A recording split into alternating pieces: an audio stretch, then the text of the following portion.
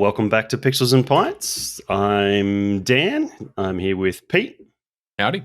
Tom. Hello. And we're going to probably not try and keep this short and sweet like we never do tonight and talk about some beers and some pop culture and some good shows and some bad shows and a very slow news week and talk about some games. So hopefully there's some interesting shit to talk about, games and beers and that, because, Pete said it's been a bit of a slow news week. I mean, look, we're in week 2 of 2023, so I'm not surprised that it shut down. So yes, it was slim pickings. Send it back. Well, do you guys want to start with your beer? I'm off beers again for the next 4 weeks, which sucks. I forgot about that. Sucks a big bag of dicks, but you get that is a fat chode to the mouth. I had a go at. I'm taking some drugs, and I actually had to have a go at a doctor because most of the time, doctors, when they say, "Oh, don't drink while you're taking these antibiotics or whatever," it's because it can reduce the efficacy of the antibiotic and/or make you drunk quicker. So when the doctor gave me these drugs, which are not antibiotics, he said, "Don't drink with them." I just assumed that's what the problem was, but no, they caused kidney damage. Thanks, doc. Yeah. You might have called that out a little bit more explicitly than you know the typical warnings. Anyway, just wing it like this podcast episodes. Yes, but I'd prefer to keep my kidney damage quota to consumption of alcohol, not drugs. That's fair. Yeah. I'll start with a beer. I'm having a partially exploded beer. So I went to go pick the beers out of the fridge for recording about 10 minutes ago and found this can leaking through the fridge. So that made my decision for me about what I was starting with. I'm having Good Land Brewing, collaboration with Sailor's Grave Brewing. Good to the Grave. It's a dark rye farmhouse ale, 6%. It is pours a very nice murky brown. You can't really see it in this, but I can when I hold up to light. It is murky brown, almost. Pond scum isn't the best term to use, but I got was like bayou water. Oh yeah, but in a great way. The rye comes through fantastically. It's got a nice even spice coming through. Farmhousey saisons aren't my forte, but I know that Sailor's Grave, especially, and I've only just really discovered Good Land Brewing. They both do exceptional examples of a farmhouse style. So to see the two of them come together to make one together was, kind of too hard to pass up. The 6% is hidden pretty well. I don't know if half of it leaked out into my fridge when. Yes, just the alcohol. That's where the 6% went. Yeah. Reminds me of one of my locals I had at the pub once who would never finish the last little bit of his schooner because he was convinced that's where the alcohol was. Seriously, every schooner we went to pick up, there was like a good solid thumb at the bottom. Was he drinking till he's old or something? He was drinking Reshes, and it was like, oh, why don't you finish your schooner? He's like, oh, that's where all the alcohol is, so I don't get drunk if I can have like 8 schooners. I was like, okay. Tell your story to the cops. And his theory is this is what he thought, or was it partially because by the time he got to the bottom of a glass of Wreckers that it was warm and like really harsh? And no, it was literally like oil water separation theory. Oh, okay. Yeah, like literally that bottom part was just pure alcohol and all the hoppy water, all the good stuff on top. Yeah. Hoppy water. They say they also use and I really just got this. The pink grapefruit, dry hopped with pink grapefruit, and they also use some pink peppercorn in that. But it's used Sailor's Grave. They have an in-house saison yeast. It's really quite. I think it must be the rye coming through, but it's not that overly funky farmhouse like smack to the face you get with a lot of saisons that kind of turn me off that style of beer. It's definitely got a really nice, like, probably from the use of more of those dark malts, it's like it's this rolling kind of spice undertone, but then you get that really like pithy pink grapefruit bitter note at the back, which is quite refreshing. It's surprisingly refreshing. It's good. I'm going to give this a solid 4 pixels out of pints to nice. kick this season off. Very nice. Handball over to Dan. I can't read the name of this because it's You need glasses. No, I can't. That's not going to help. I can't decipher the font. FUB. It's Forbidden? forbidden. Is that Forbidden. Is that what it says? Furbies. It's Furbies. Who's it by? Hop Nation. Blackberry and raspberry sour. It's See if you can find forbidden blackberry and raspberry sour. But that's it doesn't look like F. No, it doesn't. For sure. Well, that's what I'm drinking.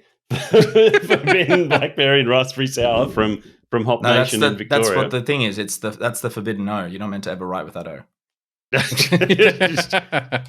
Get a load of the color Nice on colour. that. Yeah. Is that It's peachy color? No, it's like Looks like deep Ribena. red. Like Yeah. But right. you know what? It actually tastes a little bit like Ribena, but it's not black currants. Is it? No. No, blackberry. But just the combination of the blackberry and raspberry does give it that little bit of Ribena-y character to it. It's got loads of fruit character on it, and they also use organic raspberry. Oh, thank God they're organic.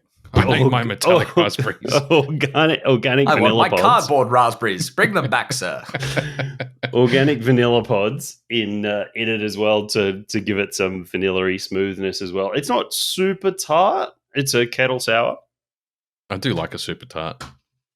It does have a light Why did I think of tartness. Super Ted when you said that? What's wrong with me? Oh, Where do we don't have that kind of time, mate. We had 5 hours last week, so we probably do. Pete and combination of super tart and super Ted is just like that's just a furry nightmare. No. I think I've got one of those like AI art bots in my brain now. Like I can picture that. It might even be the name of the title of the episode, Super Ted.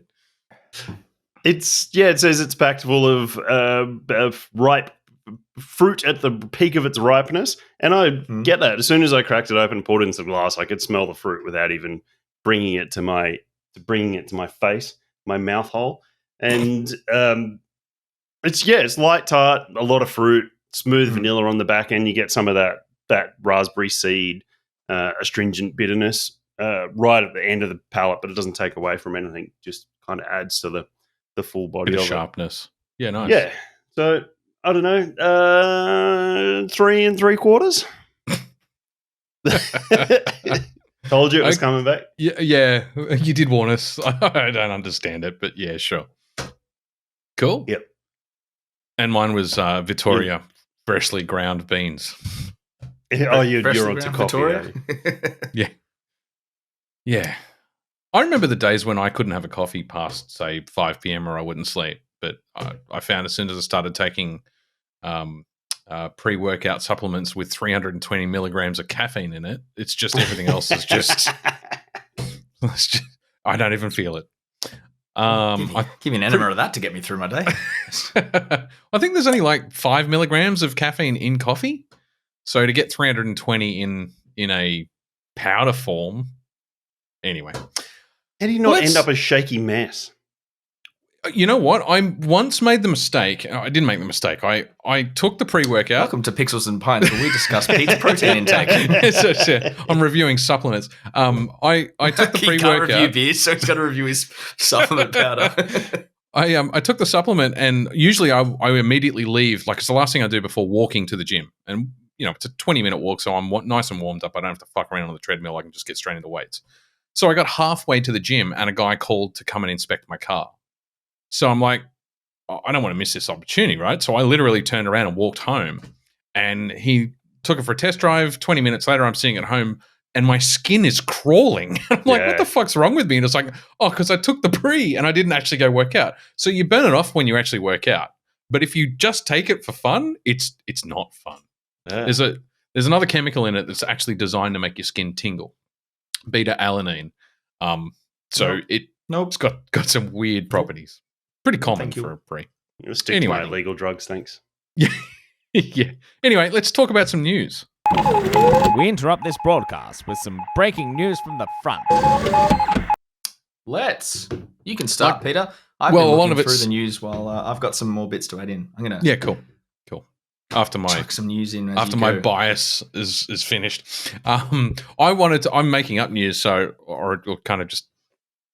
Sorry, smack. It's funny you say after your bias, and then you say you're making up news. I'm just like, yeah, okay, so this is the Fox News section of the podcast. Like, yes, make gaming great again.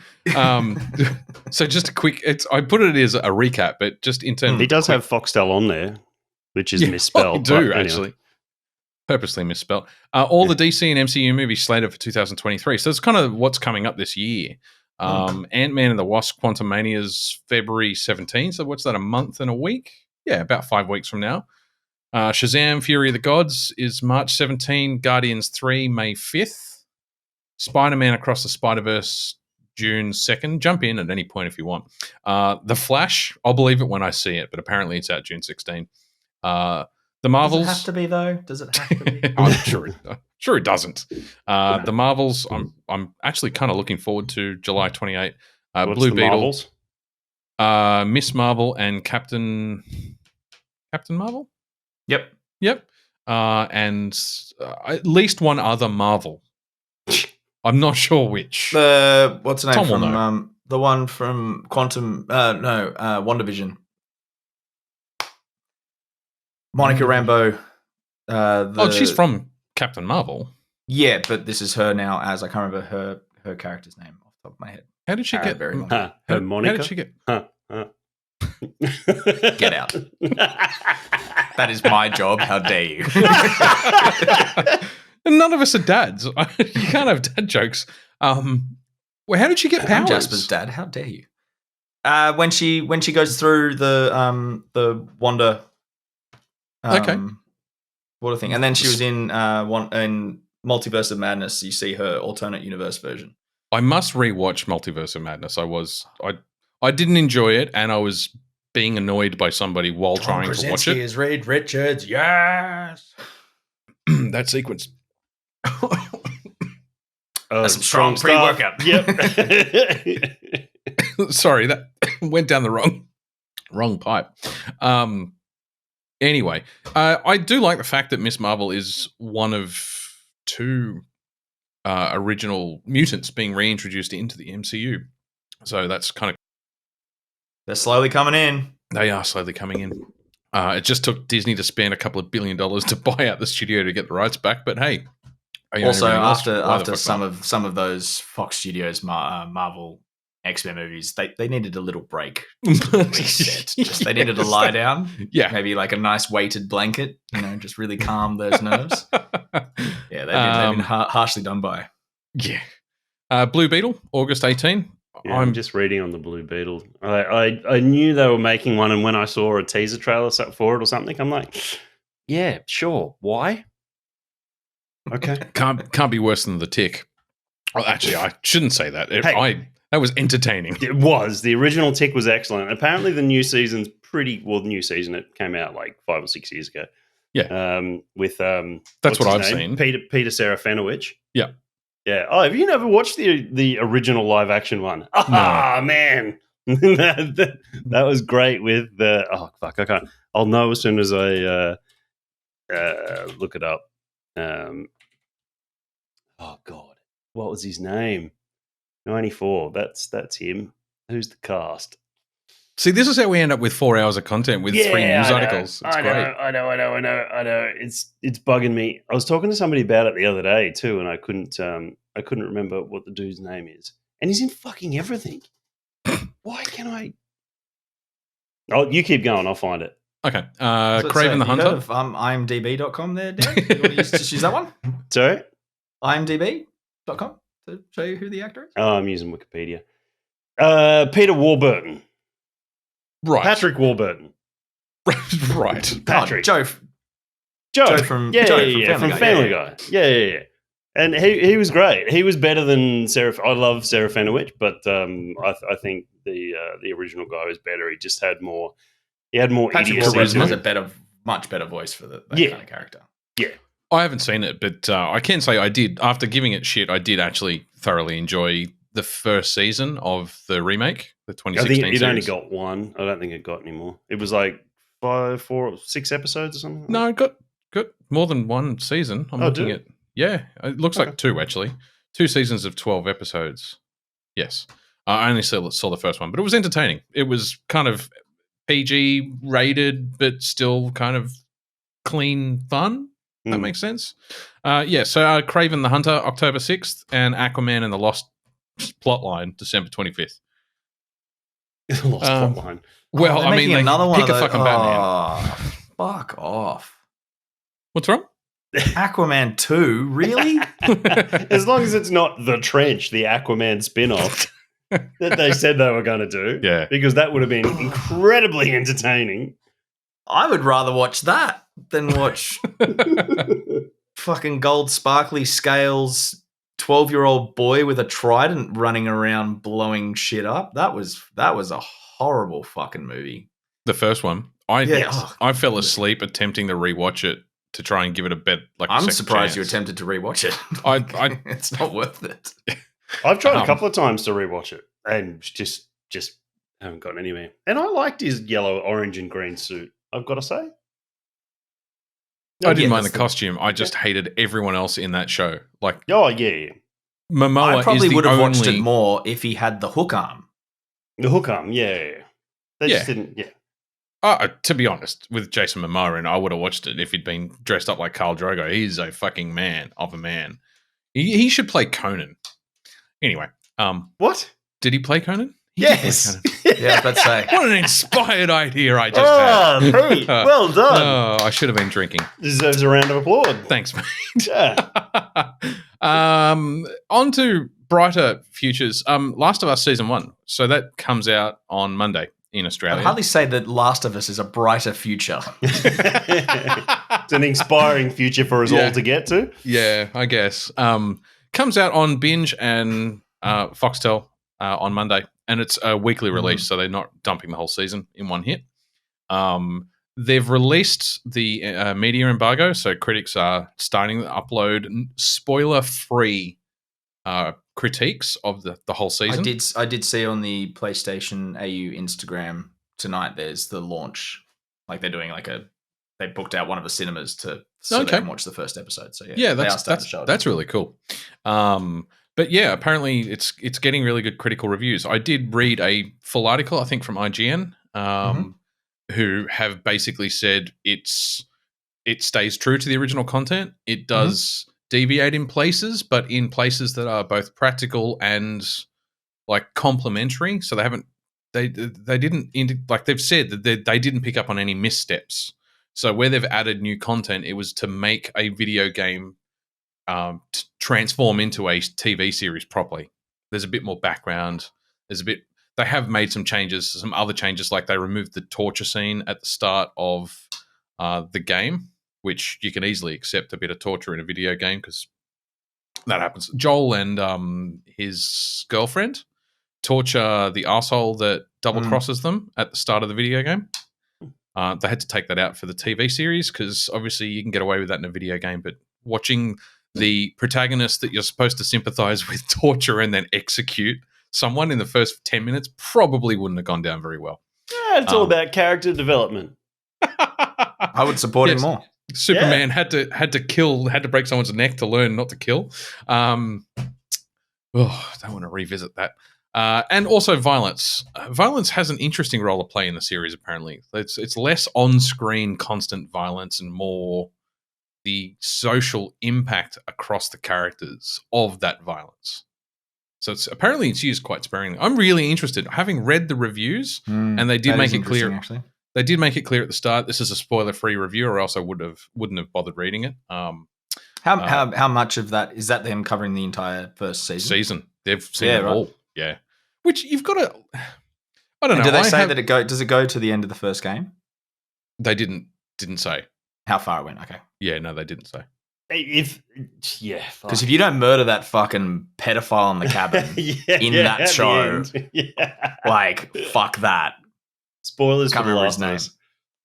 Oh, the guy that you know. I'm sorry. The guy 10 years old. It's I meant more for the 2013 was TV the first show. one? Yeah.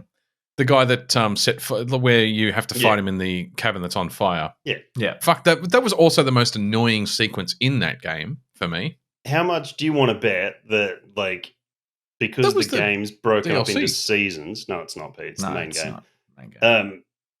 That, oh, fuck, I hope they don't stretch out one season to a season. One, that didn't make sense. Yeah, I know. The game is broken up into, for those who haven't played the game, it's broken up into summer, winter, autumn, spring. I forget what order they go in the game. Oh, winter's the end. Yeah, okay. Yeah, so, winter is the end. Sure. Yeah, Tom just said it. No. Didn't you say winter? No, that's just before. That's the second last section. Because remember, it's the giraffes is like one of the last things you see. The giraffes. Oh, yeah, you're right. Okay. Yeah, when they make it to the FEMA ripoff. Okay. So it must be, spring must be the end. So I just hope they don't decide to do 4 seasons for the game and separate one season, one TV show season out to a cycle, a planetary circle season. Yes. I can't believe that you play. Yeah, okay, you play as Ellie, but it's in the main game. It all got blended together for me towards the end of my play. Can I spoil? It's 10 years old. Yes, it's when I know. You play as Ellie for when Joel gets injured. Yeah. Also, if they don't show that, like, I think they will. They better. That was graphic. Well, like I said, I mean, the critical reviews and IGN's article is the only one I read in top to tail, but there have been a couple of articles that I've skimmed through, and they're all saying much the same thing. They hit the nail on the head. It's true to the original. The stuff they've added makes sense. It's not too far of a deviation, but there is original content. Hey, cool. Looking forward to it. Cool. YouTube. This tells you how far from the bottom of the barrel I was scraping for news content. But YouTube is important to us, obviously, because we put our stuff up on it.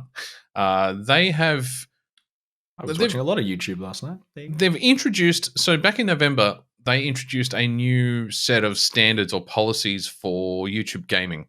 That specific subset of YouTube videos. And they clamp down on swearing and violence. There's some specifics in there around too much swearing in the first 7 or 8 seconds of the video will get you flagged. Well, we'd be fucked. Yeah. Thankfully, we're not on the gaming section of YouTube.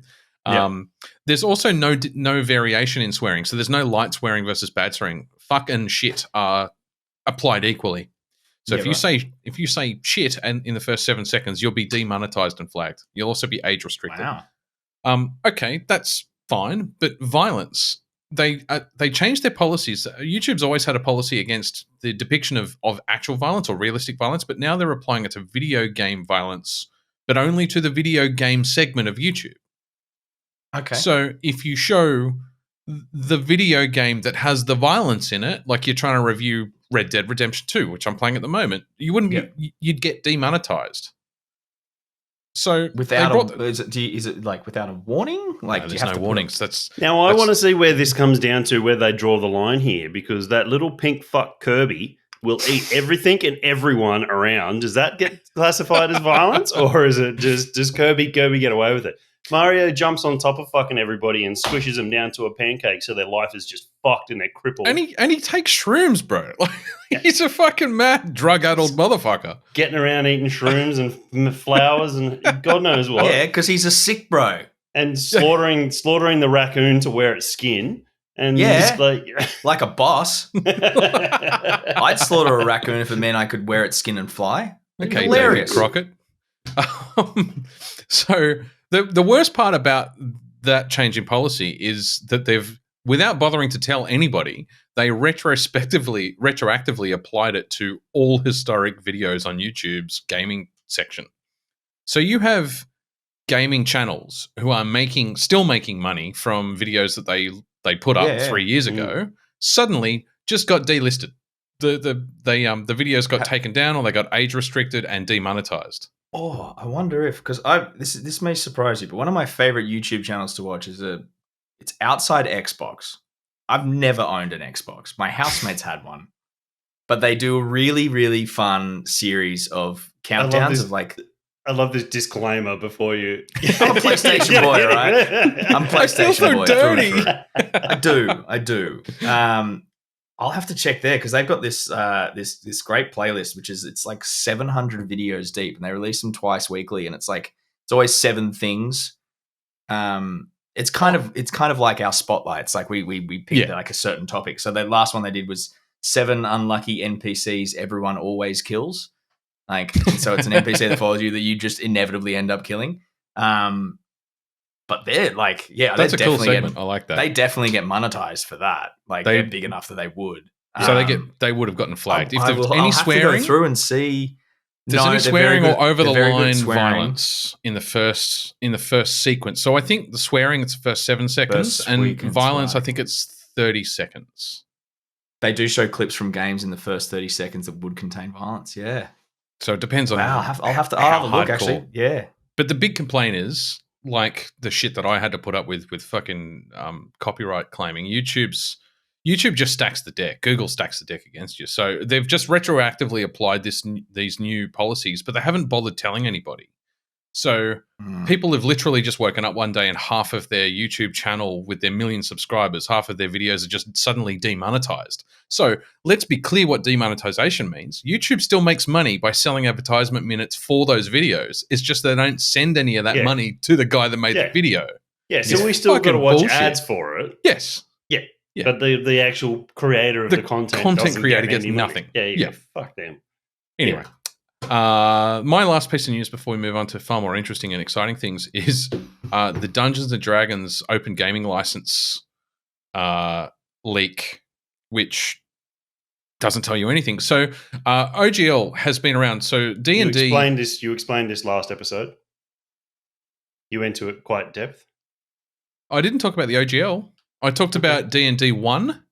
Okay. So the next set of rules, but the OGL. I'm just trying to save people recaps that they don't need.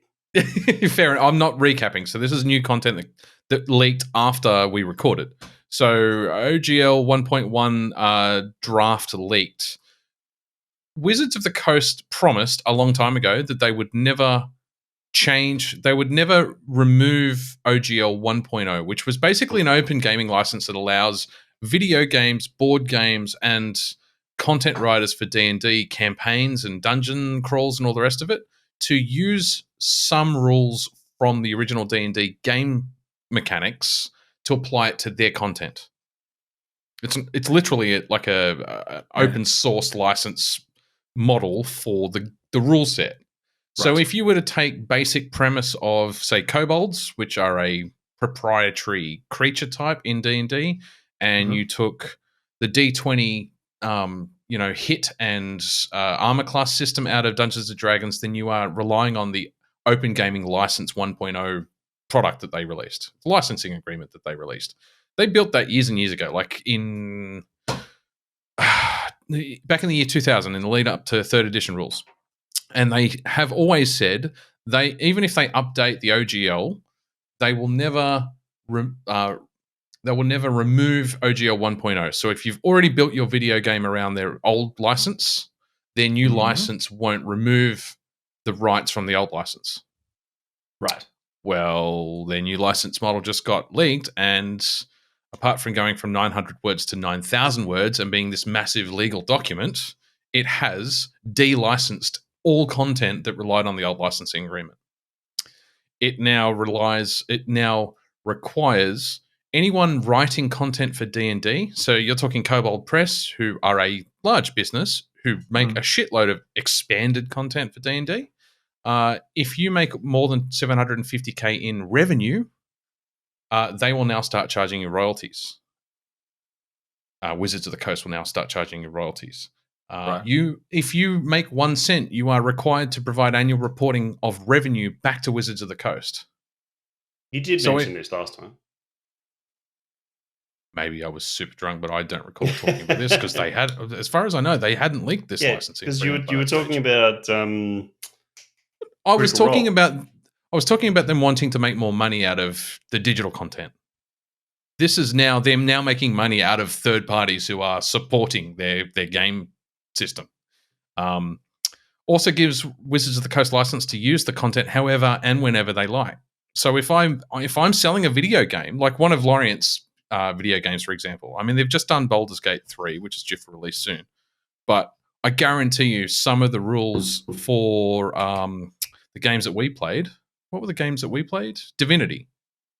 I guarantee you Divinity uses some Dungeons & Dragons rules in the core mathematics behind the game. Well, now they've got to pay royalties on revenue, not margin. So that's another problem. You don't pay royalties on revenue because you can make a loss out of your product pretty quickly. And also they can now, Wizards of the Coast can now sell your content with their badge on it and make money directly off your product because they've got complete royalty-free licensing rights to it. The last little tidbit was if you make a game and release it on a crowdfunding platform that isn't Kickstarter, you will pay 25% royalty on revenue. If you use Kickstarter, you'll only pay 20%. So Wizards of the Coast in bed with Kickstarter, and Kickstarter have come back and said we had nothing to do with this. We didn't. This has got nothing to do with us. We're not even a licensee in this product set. So some interesting shit and very bad for us as both board gamers and video gamers. This is them wanting to make more money. Yeah. Damn capitalism. Well, so interestingly, and this did. We did. I think you asked. No. I think Dan asked me a question last episode when I was talking about some other D&D 6th edition stuff. Until 5th edition, which is the rules that are out now, Pathfinder was more popular than D&D. Pathfinder is built on the old D&D 3rd edition rules and is now subject to this. So they're just mopping the fucking floor with pretty much all pen and paper role-playing games. They'll get taken to... Like, people will dispute this, and they own the IP. It'll be drawn out for years. Yeah. It will be drawn out, but I can't see anyone winning against it. It's their intellectual property. You can't argue with them. Anyway, that's it for my news. Over to you, Tomo. Excellent. It's Tom time. It's Tom Let's time. go. Everyone strap in. We're hitting it hard. All right. Project Leonardo. This is fantastic news. So PlayStation just announced it. What is it? CES? CES? Yes. You know, Consumer Electronics Show? CES? Yeah, that's the one. Sounds Yep. good. They have released Project Leonardo, which is a new design, and in there, this is in Sony's words, a highly customizable accessibility controller, which allowing players with disabilities to play more easily, more comfortably, and for longer periods. The best way I can describe this is it looks like two giant D-pads with buttons on the outside that you could probably lay on a table. You don't have to actually physically hold the controller. And it's just a great step forward for gaming industry in general. Like making more accessible controllers so that everyone can play. Like that's just a good thing. So this is great news from PlayStation. It's also you can customize exactly where the buttons are. Like there's like little panels on the outside. Like it does look very customizable. Yeah, it doesn't lend the product design doesn't lend itself to 2-dimensional screenshots explaining. No. It doesn't look intuitive. I have to see a video of it, I think, to understand what the fuck the controller actually is. Because it kind of looks like the old joysticks from a Street Fighter 2 coin-op. Yeah, definitely what it looks like. The first thing that came to mind when I saw it. Yeah. Yeah. So, but you're absolutely right, Tom. It's a fucking good move in terms of accessibility. 100%. Everyone should be able to play games. It's a right, not a privilege. There was an interview so Hugh Jackman's obviously said he's coming back for Wolverine versus Deadpool / Deadpool 3. Saw some mention of steroids in that. Yeah, so he actually got interviewed by CNN, and they asked him the question. They did you ever use steroids when bulking up? His reaction to that was he had the conversation around it, was told about all the side effects, and said, "Nah, fuck that. I'm going to do it old like school." My balls. It's literally like he talked about his routine. So he's currently starring on a Broadway show. When he finishes that, he has 6 months until they start filming. And he's like, the only thing I'm doing in that 6 months is hanging with the family and training. He's like, I'm super fit at the moment from doing a Broadway show because it's a lot of singing and dancing. And obviously he's a very fit man. But yeah, he basically refused to use steroids because Hugh Jackman is all that is man and that we should all aspire to be. It's all 100% real man. Yeah. I've seen... He may have held super some dehydrated bruises. man. May have held some briefcases full of concrete just before taking a photo shoot opportunity, so that he, but they all whatever. do that though. They all get a pump Of course before they do, do shoots, and in fact, if you see, have you guys watched Limitless from Chris Hemsworth? I think you were talking about it. Not yet. I would. Emma and I do want to watch it. Yeah, I haven't watched it yet. It is excellent. It's interesting. It feels no bullshit. I couldn't tell you if it is no bullshit, but it feels no bullshit. And he talks about that as well, and it's really interesting because Chris Hemsworth in it talks about the fact that his muscles are Hollywood muscles. They look big, they look strong, but they're not that functional. So when they ask him to climb a 100-foot rope suspended across the Blue Mountains, he's like, he doesn't have the upper body strength to be able to do it without training differently. Yeah. So, Hugh Jackman's done plenty of interviews over the last decade of how much he fucking hates bulking up for Wolverine. He complains about the they all do. Anyone has to bulk up like that for any sort of movie. The like human that. body's not designed to look like that. It's except for our mate Dwayne Johnson. He just loves it. Yeah. And well, funnily enough, Chris Hemsworth. More power to him. Chris Hemsworth is CGI'd for that nude scene in Thor: Love and Thunder. So it's not even him. It's CGI enhanced. He was wearing shorts for that sequence. Funnily enough, I do the same thing, Peter. I heard that CGI enhance your buttocks. Natalie Portman was CGI'd too. Oh no, she didn't bulk up at all. Well, I shouldn't say that. That's not fair. She was heavily CGI'd throughout that whole movie to add muscular bulk to her upper frame. None of that was real. They got other things to do. It's us. Heaven forbid they put everything into doing their job. They're doing other jobs for their job. It's not that they're doing one job at one time. Anyway, let's not get into the breakdown of the roles of actors. Anyway, politically incorrect. Yes, thank you. Moving right along. There's been a lot of stir in the last couple of days around this untitled Ubisoft Star Wars game that is rumored to be coming out soon. Please be Force Unleashed 3. It's the way that it's been described in several channels has been, I think, No Man's Sky that's set across generations of Star Wars lore. No Man's Sky in terms of the way you can travel across the galaxy. That aspect of it, not just you're driving to the center of the universe and then you restart the game or whatever it was. Yeah, it's probably a bad analogy because the other key element of No Man's Sky is it's 100% procedurally generated. So you're either using Star Wars lore or you're making shit up on the fly. It kind of can't be both. I think they're more talking about the fact the way you can traverse seamless travel, travel from space to planet. Yeah, I wasn't having a shot at you then. It's just trying to wrap my head around it. No, it's fair because that is a pretty bad summarization that I just put in the notes.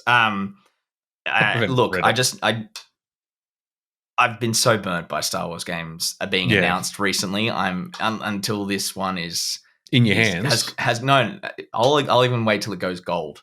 Once I see it's gone gold and it's been pressed onto a CD, then I will go, okay, cool, we're on.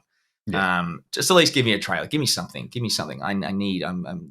The teat is dry. I need to feed. I need my Star Wars. It's only. Why do you think I'm watching weird videos of them dubbing the Clone Wars voice actors over? When's Jedi out? It's not April, is it? Yeah, a couple of months away. March.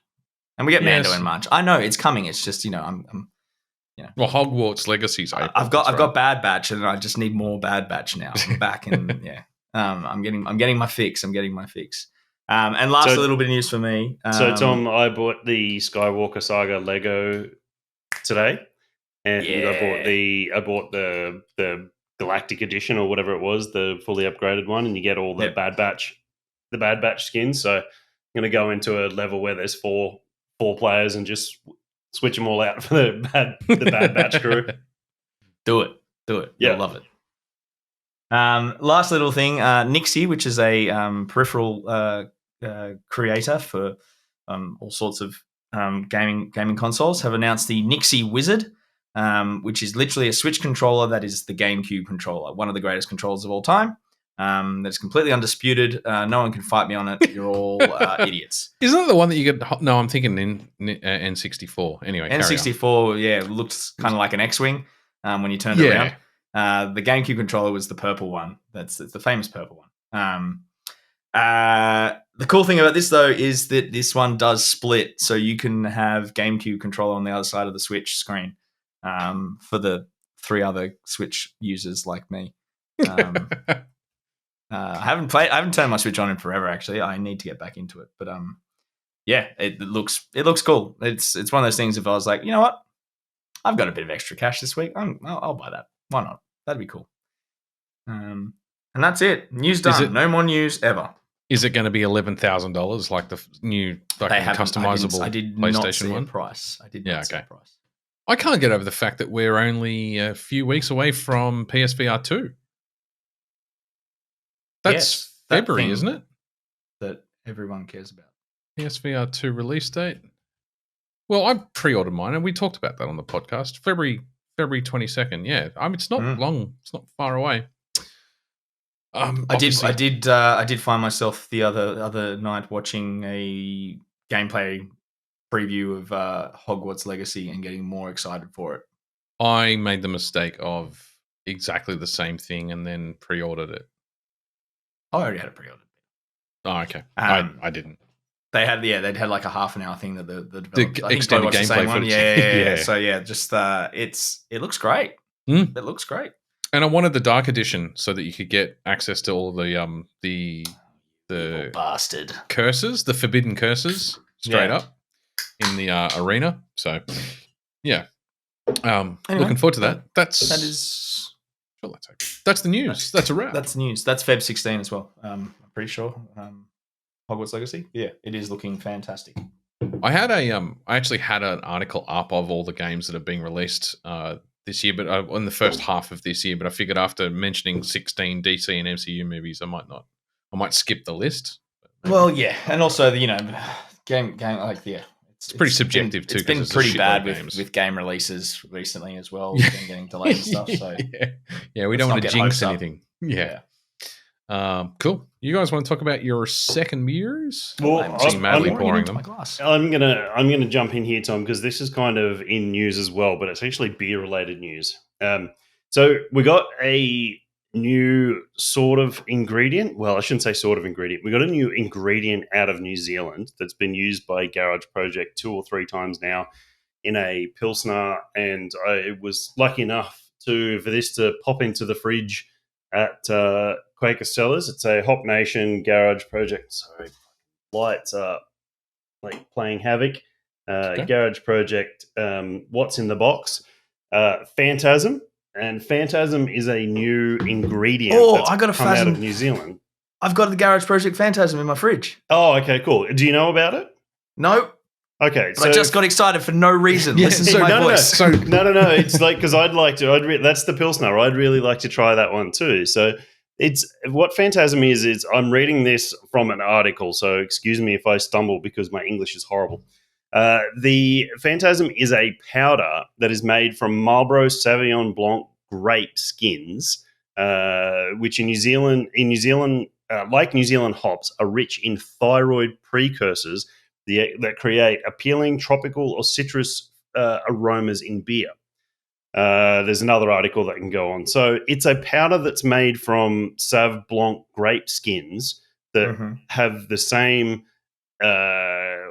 oil, thyroid, TH, thiol. There you go. Told you my English was terrible. I was going to say thyroid. I'm like, yeah. Does it affect your organs? This is what I do is I take a few letters in something and it rearranges in my brain to a word I know. You literally just described dyslexia. My mum's been drinking New Zealand Marlborough Sauv Blancs for years, and she doesn't have a thyroid, and it hasn't grown back yet. So it hasn't been going back. It's not working. She hasn't been exposed to enough gamma radiation, Tom. Everyone knows that's what you need. Put her in the pool. Put her in the pool. So it's actually going to be really hard for me to gauge this against what the flavor should be, because it's unlike hop and malt and everything that we've been drinking for decades now. This is something new. So I'm going to have a few that are going to be in different styles. Definitely, you're going to see all those breweries in the area just going to they're going to start producing Phantasm beers. 100%. Mountain Culture will be the next ones.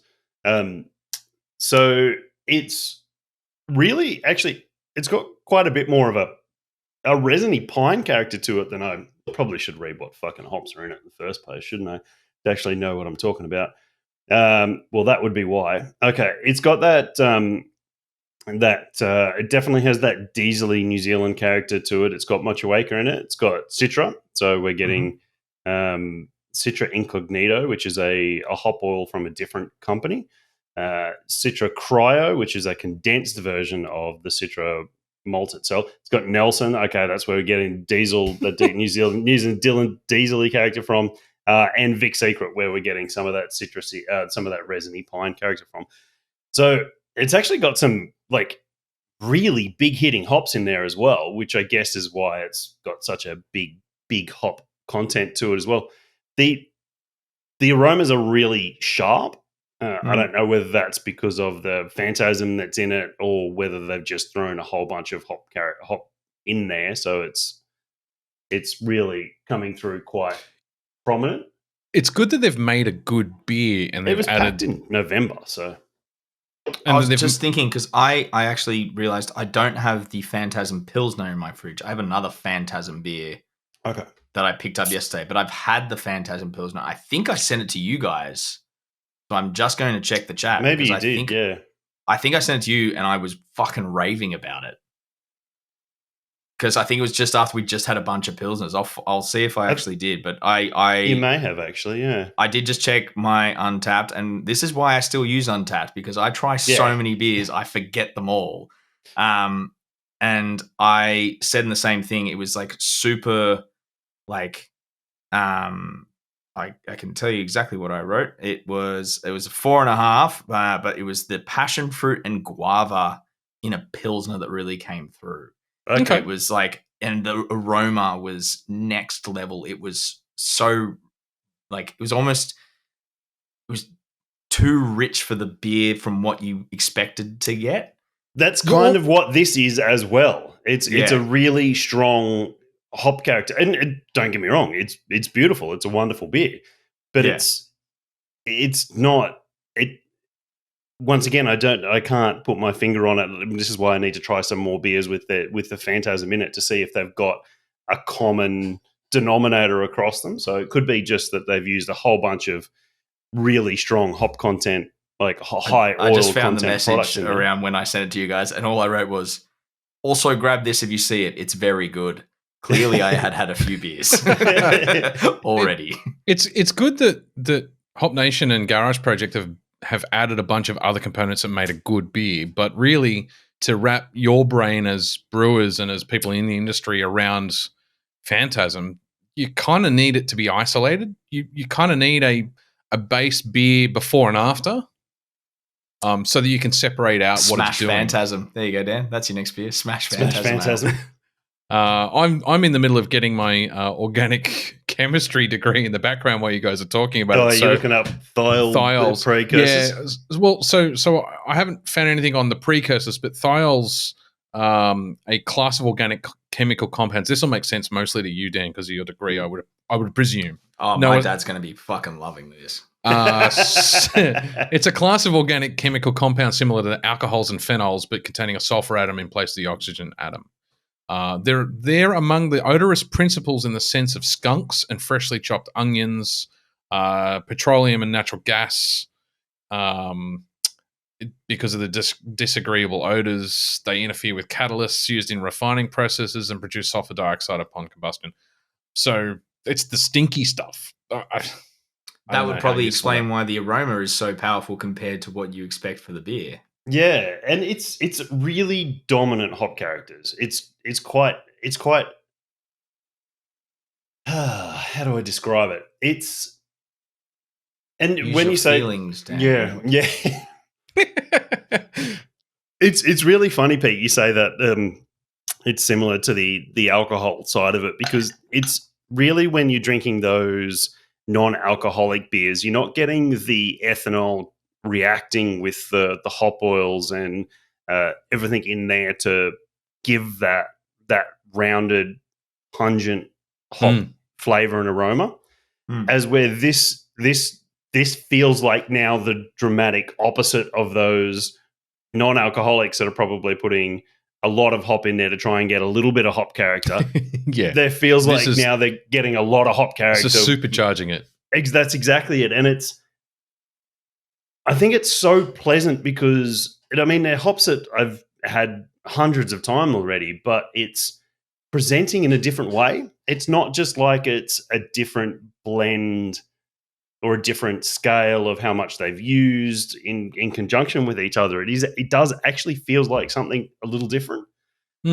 So this is why I'll be very interested to get some more with this Phantasm in them and just see. It'd be really interesting to get them side by side. So I might have to do a little bit of online shopping tomorrow. Well, apparently thiols are also responsible for the aroma.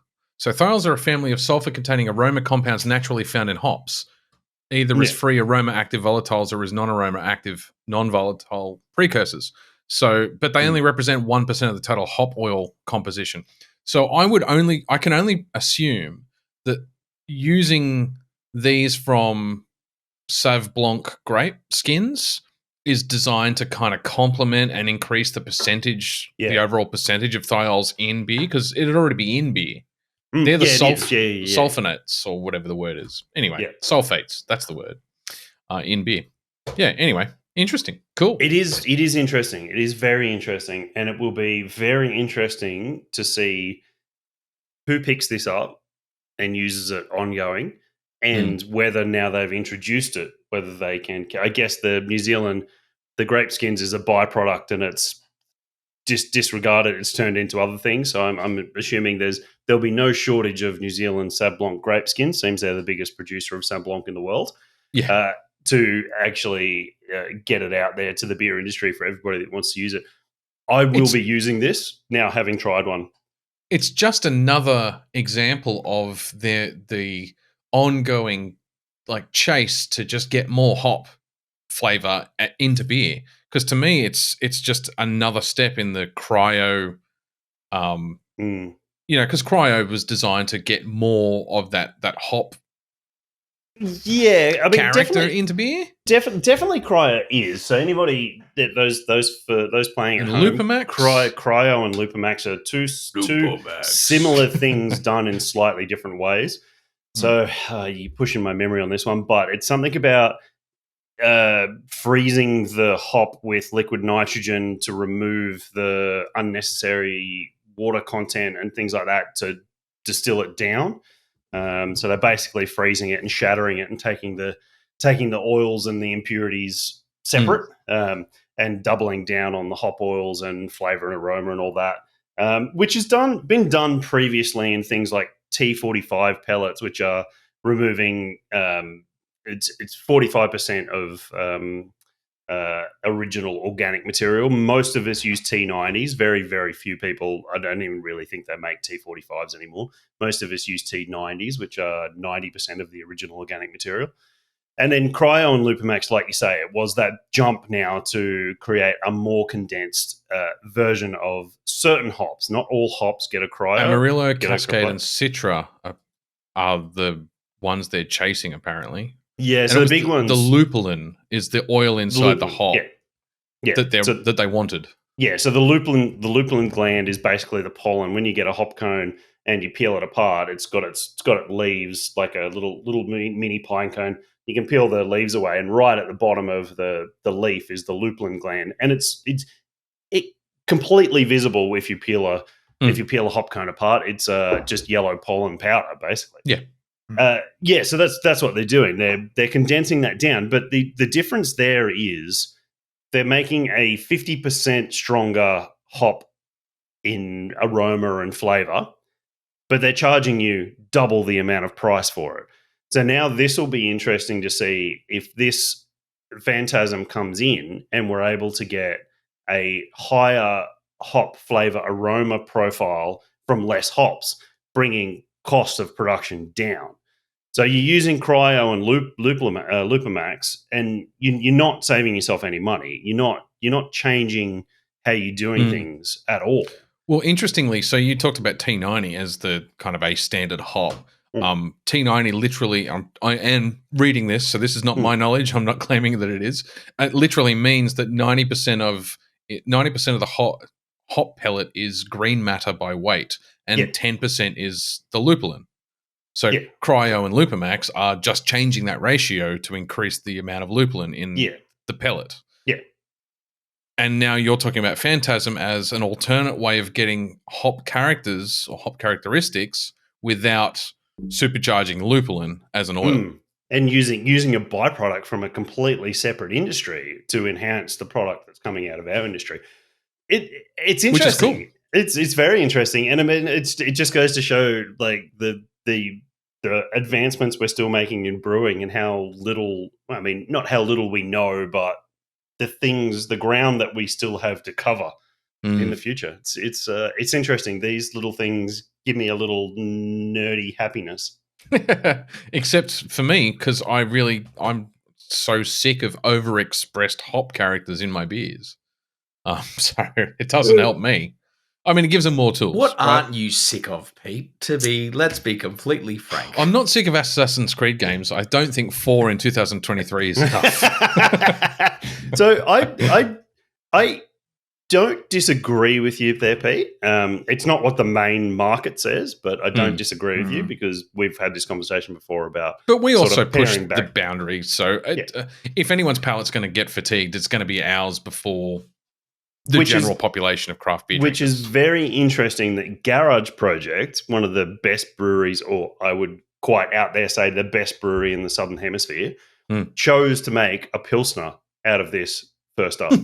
Yeah, which isn't exactly a style deriving all of its characteristics from the hops. Yeah, so it's because the brewers probably got given choice of what they wanted to make, and they went, "I want a fucking fuck Pilsner." it, bro! I wanted a Pilsner. Yeah, choice. That's what they love to drink after they finished a long shift up on the brew deck. Yeah.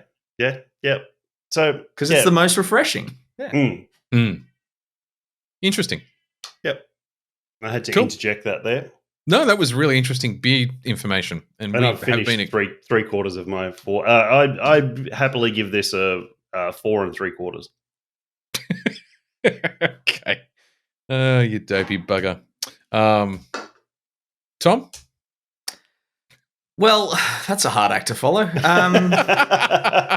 I'm also we have been accused of glossing over beer information, so I think that was good. No.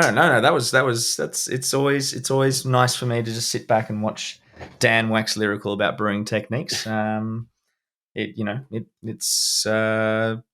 what I get up for every day. Gets me excited. I'm having just a hazy pale. You know what? Fuck it. I like a hazy pale. I think they're great. This is by Yulli. You guys keep talking. I'll be right back. Okay. This is Yulli's, the Robin Hazy Pale. I haven't had that one. I think you did have it, but it's been sitting in the fridge for a while, and I just couldn't resist it anymore.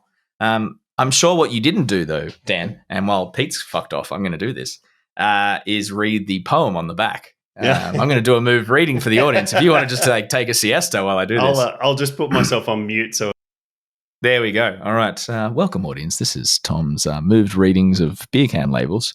It's a new segment we're bringing into Pixels and Pints just for this episode only. Robin slides on past the bar and winks a lazy eye, then nods and smiles and laughs away the drivel of a fly. There is a scent upon the air, there ain't the friar's breath, a scent that brings back memories from when Rob dealt in death. John bristles in a corner when he notes his old friend's hackles. He slugs his beer and shuffles forth, an old dog off to battle. Some toffee boys from up the way have been a little smarmy. A local lad had told them what, and now the argy-bargy. Push, then shove, now fists are thrown as Rob enters the fray. John just behind with sleeves rolled up, his huge mitts on display. Will laid down his winning hand to watch and have a giggle. Them toffee boys had no idea just where they'd chosen to niggle.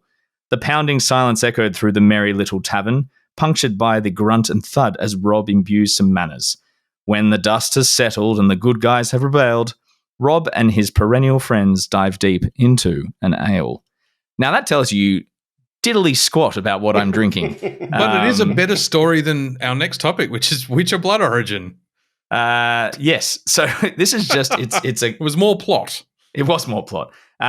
This is a collaboration with the Robin Hood Hotel in the eastern suburbs, which I used to actually live quite close to and used to frequent all the time. So it's cool to see them doing a collab with Yulli's. They have just gone for a fruity, hoppy. It's a quintessential hazy pale. It's 5.1% from memory. Yep. These Nelson 7 Eclipse, Idaho 7, and Azaka as the hops, and they've got a pretty light Gladfield malt base, some light lager, big O malted oats, and some chip malt. And it is beautiful. It is what I would be happily sitting in the Robin Hood Beer Garden on a warm summer's day, enjoying. It is quintessential summer hazy pale. It's not overly hop in your face. There's no burn from the hops. It's got that nice oat coming through as the base.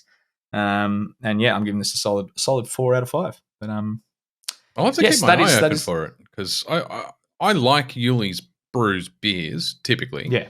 And what you just described is exactly the kind of, you said it's a hazy pale. It's not a NEPA. Yeah. No. And that's one thing I try and avoid with NEPAs is that hop burn, where it's just too juicy. So that absolutely none of it. Absolutely none of it. It is, cool. The hops are there, but then they're not ruining. They're not burning the back of your throat or anything like that. Yeah. You get a little palm on the back. J juice. Yeah. I mean, they've always put palms on the back of their cans, and most of their, well, actually, I shouldn't say most of, all of their beers, as far as I know, are named after people they know. Or they're the characters. Yeah, they're the characters. Dogs. Yeah. Yeah. Didn't they do the dog series? The dogs? No, that was Moondog. No, that was Moondog. Oh, sorry. So yeah, I mean, even down to they did a I forget what type of beer it was. I think it was a pale ale, and it was called Matt Steel. And Matt is our steel guy. He's the steel guy for a lot of breweries in the industry. He's I won't throw his last name out there, but he's the steel guy for a lot of the breweries. Wasn't that the California Common? Might have been. It was a few years ago now, so I can't remember what. I remember the steel ale. Yeah. And it was because they said to Matt, "What do you like to drink? What do you want us to brew?" And they did that, and then they named it Matt Steel with a little cartoon image of Matt on the front of it. And so when you say he's the steel guy, you mean he's a fitter and turner, not that he steals stuff. Got it. He's not the guy that can get anything off the back of a truck. Double E. Yeah. He does all the welding and fitting and everything for a lot of the breweries. And I mean, I'm a good friend of his. He welded up the dome of my Mandalorian helmet for me. Yeah, so, right. Okay. He's a good guy, and I mean, Yulli's used him for years and that too. So it's I would have to find out who they've made that beer for. That's cool. It's the Robin for the Robin Hood Hotel. Oh, okay. I thought it might have been someone from the Robin Hood Hotel, but maybe that one's a mythical character that they've. They're talking about Robin Hood. Like it's Friar Tuck and Little John.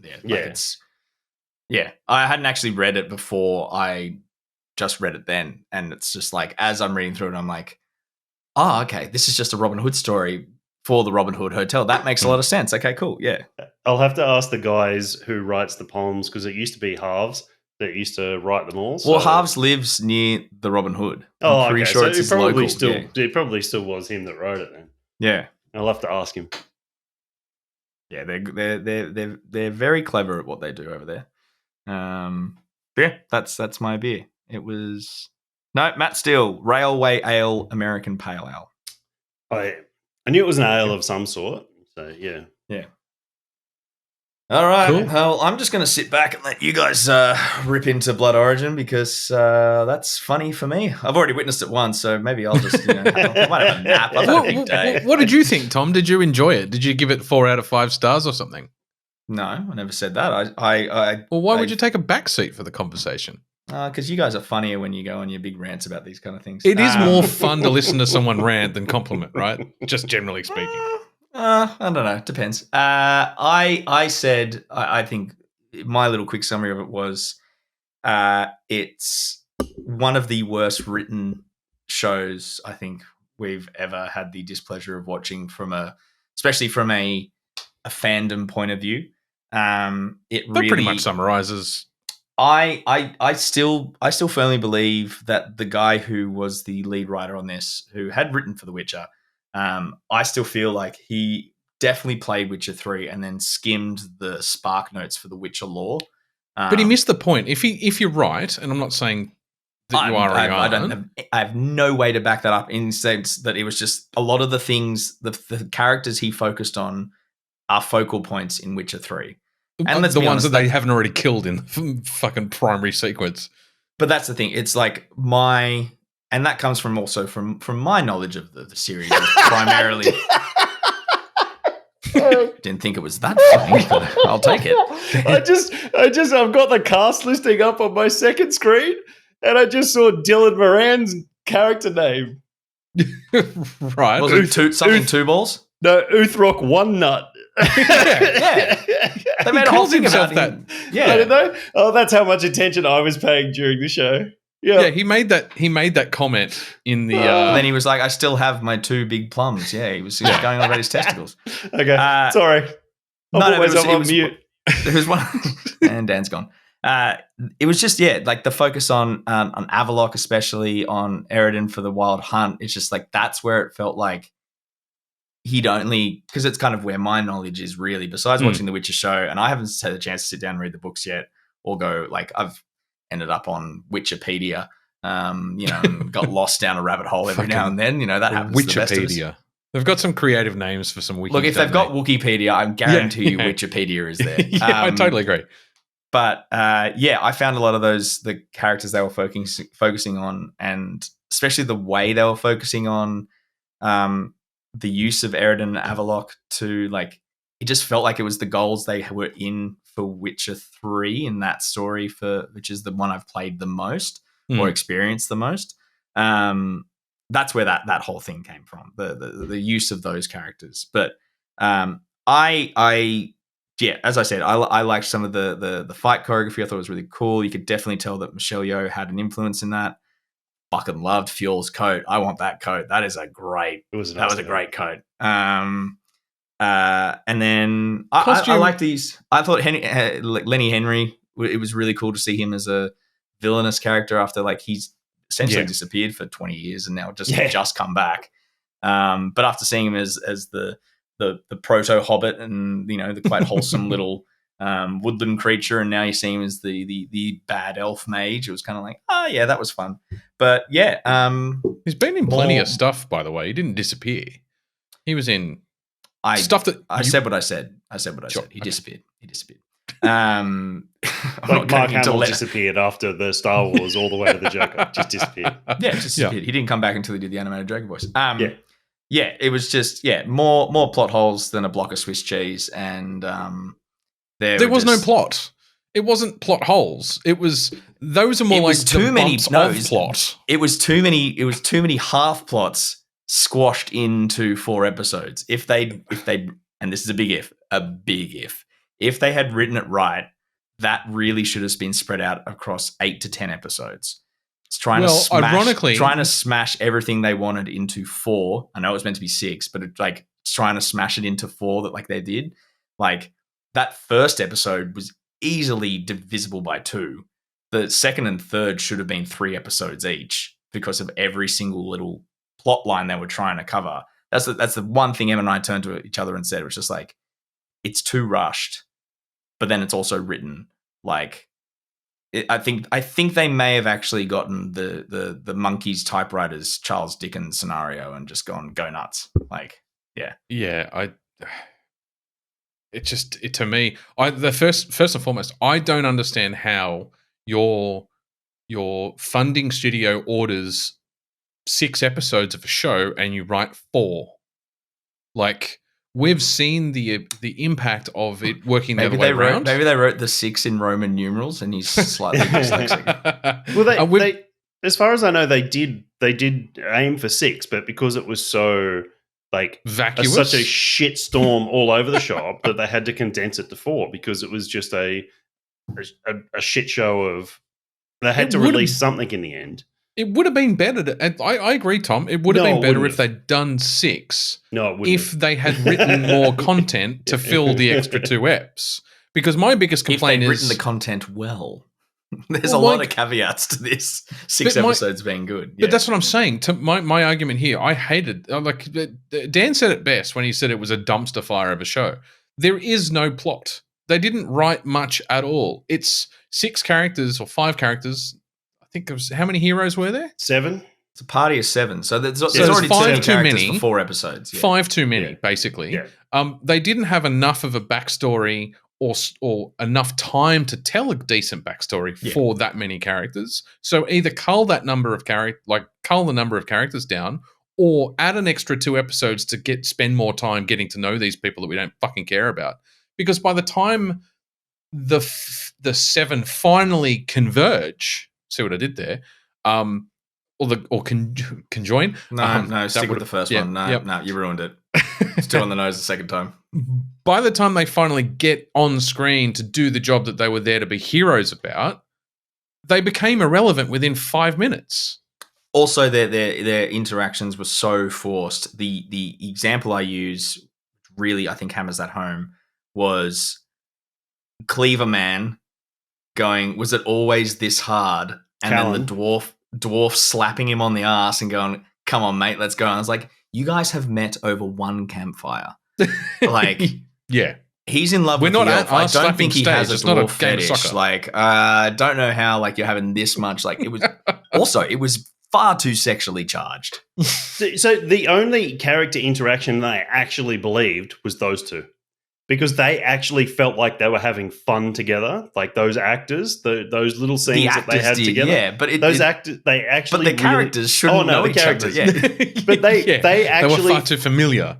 They felt like they'd either knew each other previously, or they were the practical. They were the loose cannons. I reckon they went out. They went on the piss. They went out on the piss mid filming. Got absolutely fucking wrecked. Had the best time, and then for the rest of it, they were like, let's fucking go. You throw your hammer. I'll got my cleavers. Yeah, I agree, because that felt like the most genuine relationship interaction in those 4 episodes was those two people who are minor characters in everything else. And what they maybe get a combined screen time of 30 minutes at the outside. 2 minutes. I think it's 2 minutes.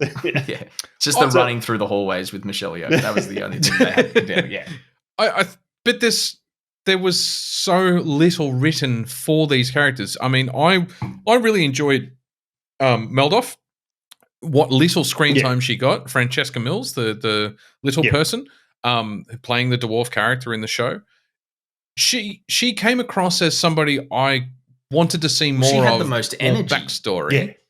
But it was so flimsily written. I've got a hammer. It's got a chick's name because my lover died. And she forged her lover's ashes into the hammer. Yeah. There could have been more backstory than the main cast had. There was more backstory than the rest of them. Yeah, I come from the Dog Clan. The end. I come from the Dog Clan. Woof, I got banished for banging the princess. Like, come on, man. Yeah, but without locking the door. That was his own fault, by the way. He didn't lock the fucking door. You dickhead. Like, come on. Also, that room was big enough. Like, there was plenty of places to do that. Not in the bed right next to the door. But hang on, he got banished by his own father. There was a big scene at the start of the first episode about his father. You're dead to me, son. You are no longer my son. You are no longer part of the clan, unless something inconvenient happens in the next 20 minutes, in which case we'll welcome you home. Episode 1. Right off. Episode 1. Halfway through episode right 1. Off. Yeah, completely agree. Yep. When you banish someone, it's full life. Not until some inconvenient plot point trips over. Let us quote the Lion King. Simba was banished. In fact, let's go to the greatest fantasy literary story of all time. Aema was banished, but he came back. Who? It's the Ride of the Rohirrim, baby. No. Aema. He was banished by Grima Wormtongue. Oh, okay. By Wormtongue, though. You're warmongering. It was just the whole Stormcloak. Stormcrow. The whole series was terrible.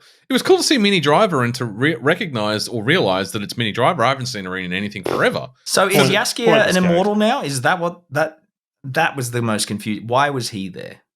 Jaskier wasn't in the main story. He was just but why was he even like? I get that he's meant to tell the new story, but it was to link to The Witcher. That's it. No. But like, You asked a question. Is he meant You got an is he meant to answer. be connected to Minnie? Like, it was alluded to, I don't know. It felt like it was alluded to that he was meant to be like some. No, Yaski is in the middle of a battle trying to protect elves, which is a continuation of his story in the main Witcher series. And then in the middle of a battle... Mages in the main Witcher series, because he's the... Mages, Sandpiper. Mages, not elves. Well, in this sequence, in the prologue, he's protecting elves, and Minnie actually Minnie, her character Sean Chai, actually Minnie Mouse comes in, actually acknowledges that he is the Sandpiper and is protecting the elves who are being persecuted by humans. She actually notes that, and they actually called them out by name, which is I think it was the first time that we got the Scoia'tael named as well. I did know. Yeah, I do remember that. Yeah. So she says she plucks him out of this battle. She freezes time, plucks him out of this battle, tells him the story that we're about to be regaled with through the other 3.5 episodes, or the rest of the 3.5 episodes.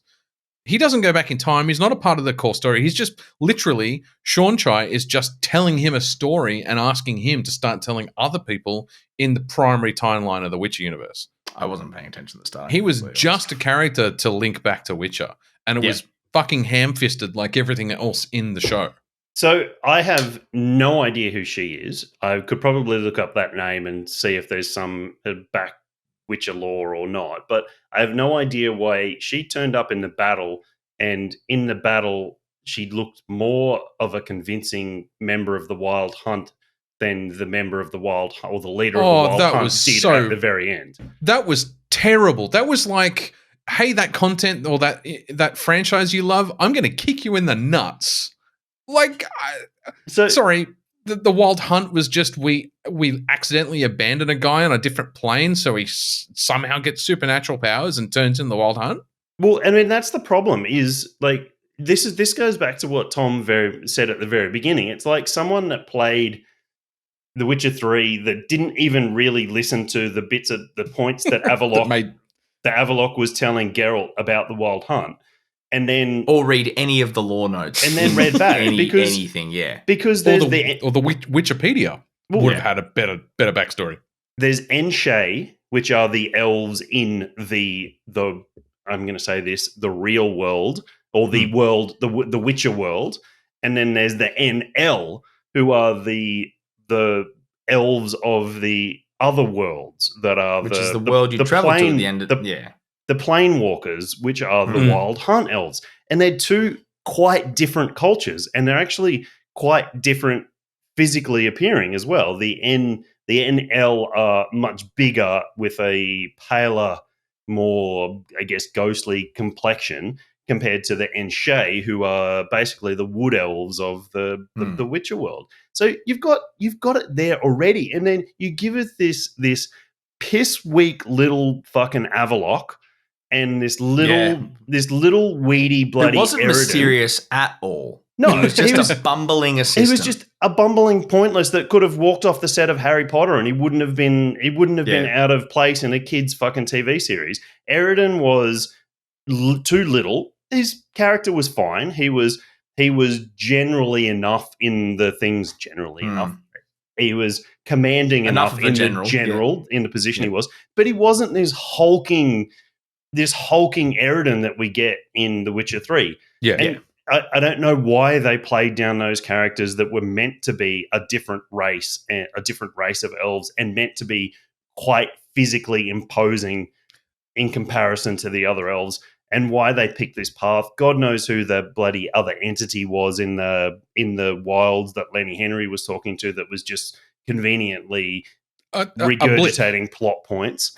It was just a Photoshop render lens flare on a fucking screen. I could have done that in After Effects. Yeah, like it reminded me of the original, of the June TV miniseries quality of graphics. You bite your tongue there, Peter.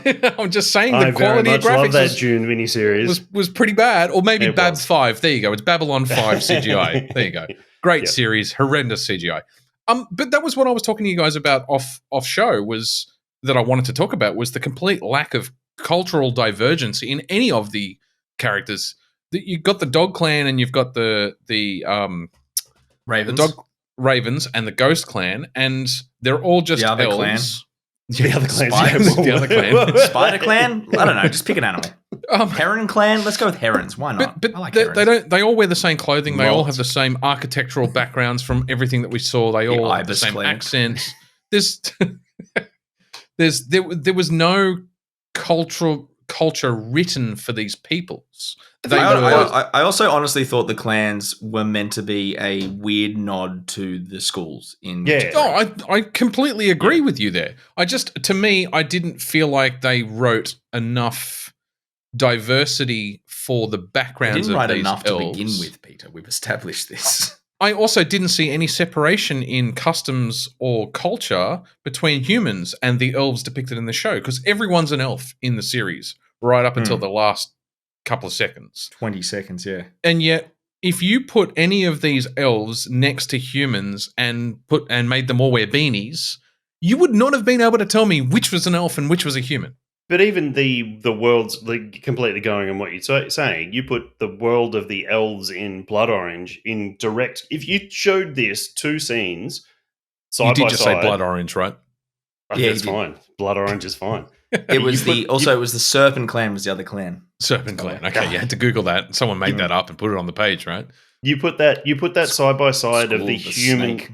human cities in the Witcher TV series. Yeah. I mean, granted, you've got a high level of production value difference, but there's no difference between the cultures, and it's ridiculous to say that the world has not. This was set 1,500 to 1,200 years before the Witcher story.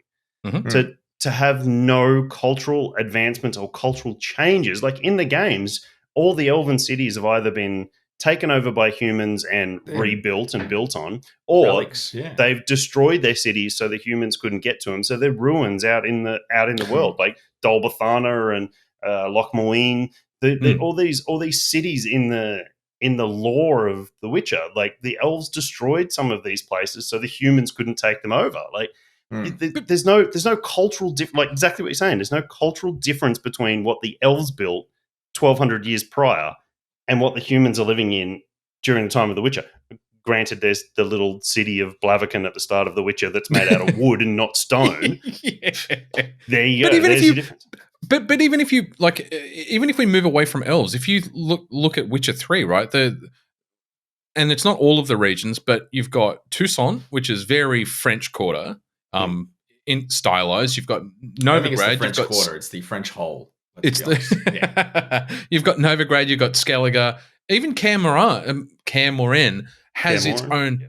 Camorin has its own aesthetic. So these are human populations. That's the aesthetic of Camorin. It's a flake building.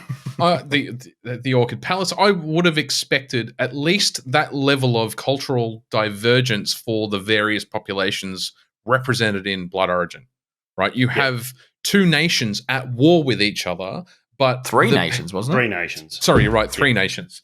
But apart from that 10-second really badly CGI'd sequence with the worst paper mache monster on TV since Doctor Who the 80s comes into the sequence. But apart from them being dressed differently in that section, outside of that, all the scenes in the city, you couldn't tell the populations apart from each other. That is just... But that was... because you mentioned this before we started, but that's also... like... when let's go by the clans because that's the easiest way for me to remember it. So that's the dog clan. Dogs and ravens. Yeah, dogs, ravens, serpents. But you never there see was more, but I can't remember what they were. Ghost. Yeah. It's dog, raven, serpent, ghost. They were the 4 clans they talked about. You don't like if the people from Raven Clan and Serpent Clan had moved into Dog City. This is the weirdest way to describe this. No. We're with you though. We're with you. Yep.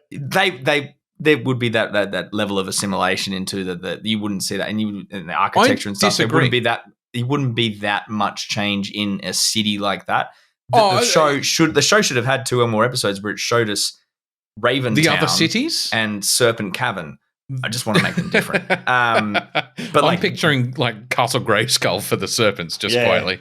I'm picturing like Kakariko Village from Legend of Zelda as like the Raven Town. I don't know why. I understand what you're saying, but when they met up in Dog City, the war had just finished and the populations should have been mingling because they were talking about the military forces from the Tri-Nations all mingling in that city. You should have had 3 different sets of armor at the very least wandering around and in that tavern.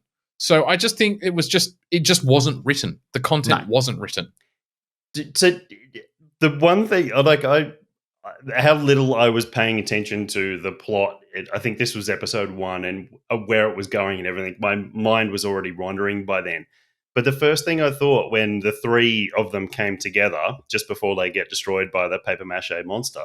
Oh, and you know what? I reckon that was one step above the Jason and the Argonaut stop motion monsters that were iconic and beautiful. And this is like that weird transition period that we had in like the late 80s, early 90s where they went to CGI and we're not in 2023. It was so bad. It was almost like it wasn't animated. It was moving. Yeah, it was so moving through the sequence, but the object itself wasn't moving. It's like a placeholder. So the main thing that I was thinking they're at this big peace meeting. They're all standing in their separate clans.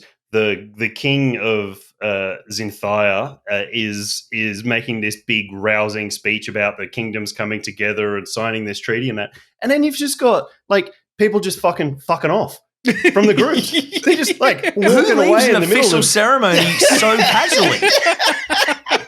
If you did that in a wedding, if you did that at just like your town council Anzac Day ceremony, people will turn around and be like, "Who the fuck is this guy? Yeah, and where the fuck is he going? Where the fuck are you going? Yeah. Arrest that man immediately." They're just fucking off in groups. First thing I thought as well. It wasn't like one person slipping away silently, moving into the shadows or something like that. No, they stood to attention, saluted, jerked off, and walked out. The worst part for me. I mean, look, this is a series or a mini series, a one shot, completely devoid of content, of writing, of some shitty fucking acting too. Dan, horrible, as you said. And I could didn't forgive it all. Actors. I didn't mind the actors. I thought they just had shit to work with.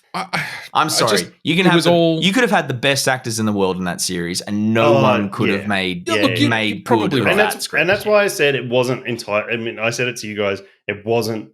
You can't blame them entirely. They worked with what they had. I just found the whole series pedestrian. It was just unremarkable. Yes, so young and contrived. It could have been any franchise. It could have been a one shot of pretty much any fantasy franchise. A poor one that we watch. It was so undivergent in terms of connecting with the IP that it's supposed to be representing. And I could have just taken it or left it, right? Except it fucks up the Wild Hunt, which is an important part of the lore, and it fucks up the conjunction of the spheres. The most important magical thing that has happened in the history of the entire Witcher world ended up just being a couple of amateur mages play fighting. But it wasn't. Like, the conjunction of spheres was just something that happened. It was a natural, I say this not in quotation anymore. marks for it's those been watching. retconned, and it's a couple of mages having a hissy fit. It was a natural occurrence that allowed these worlds, the merging of universes. They bled together. So they bled, and then they moved off into their other areas. So the monsters and chaos magic and humans came to the world of The Witcher during that conjunction. There was no within the lore that was originally written. Sokovsky? I don't know why it wasn't Andre. It's not his. I can never pronounce his last name. Tchaikovsky. Let's just go with Tchaikovsky. It's got a J in the wrong Tchaikovsky. place. That is no 1812 overture going on right now. So. It was just something that happened. It wasn't pre it's an eclipse. It's an eclipse. It's a tidal wave. It's just it's a catastrophic event, but that's what it was. Natural. It was a natural catastrophic event that happened. And it started the monsters. It started elves and humans coexisting in the same plane. It started the need for the witches to be created. They actually reversed the order. Well, they kind of didn't. The monster bled into the world because the mages were having a hissy fit, because that was pre-conjunction too. That monster was drawn the first one, the centipede. Human Centipede was drawn in. Was drawn well, and even the three-headed dragon thing that was three-tailed, one head. Sorry, you know what it reminded me of? One head. Yeah, you're right. The stop motion fire breathing monster at the end of Willow. That's what it reminded me of. Yeah. That's what I mean. The 80s from stop motion from the fucking late 70s, like early the 80s. Rancor from Star Wars. Oh. Yeah, I know. We all romanticize that sequence. It's actually pretty shit if you go back and watch it. Excellent. It's beautiful. How dare you? Yeah. Leave this podcast immediately. But that was all pre-conjunction. Those in the conjunction happened when they split the monolith in this thing. Yeah. That's not how it was supposed to work. No, it was the conjunction seeded monsters.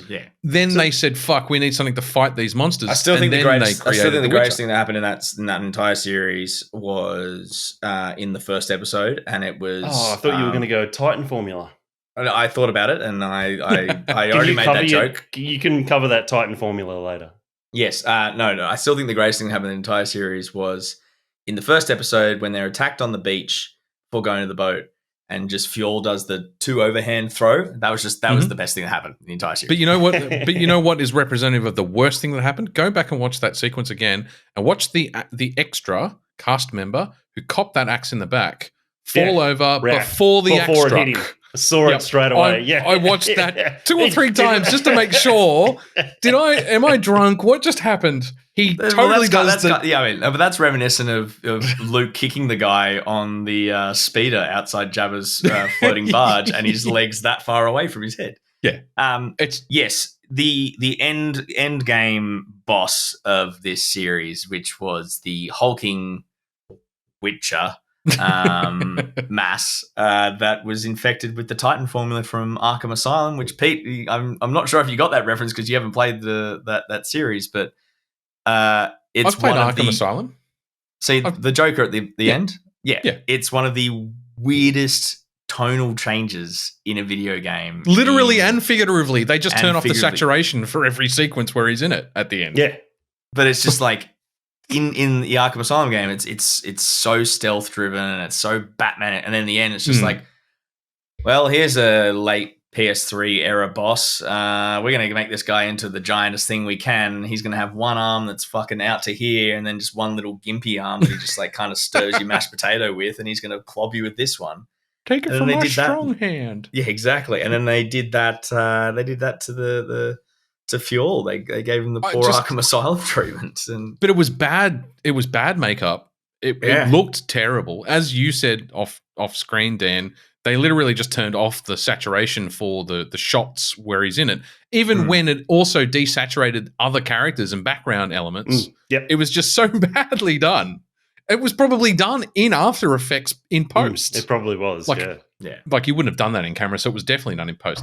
But I just found that whole thing unbelievable. And how did they create The Witcher? What is the Trail of Grasses? Oh, we just fused the heart of a monster and into a serum, and we fed in the serum, and we said some magic words. Like I said, impregnated him with a tree. Like I said, I hope they didn't butcher the monster next to like the river that feeds a village, or you're going to have a whole bunch of fucking witches running around. It's just that's true. So dumb. Anyway. From a study of psychology point of view, it was nice to see them use an oral dissociative therapy to bring the monster back from the edge. That was nice because that's a thing you can do. It's a binaural synapse thing. You can play certain tones or songs, and it flicks you out of a certain mind frame. It's very useful in PTSD trauma rehab. So that was nice. So yes, you can sing your monster back from the edge. That's just a Hulk. The sun's going down sequence. We already had it. Before they did the Trial of the Grasses, I fast forwarded all of the scenes between Fjol and the Lark because they were so forced. I could not watch it. It was very mechanical. It was so cringeworthy. The pre-Trial of the Grasses, and then you have the Trial of the Grasses, then you have them banging each other.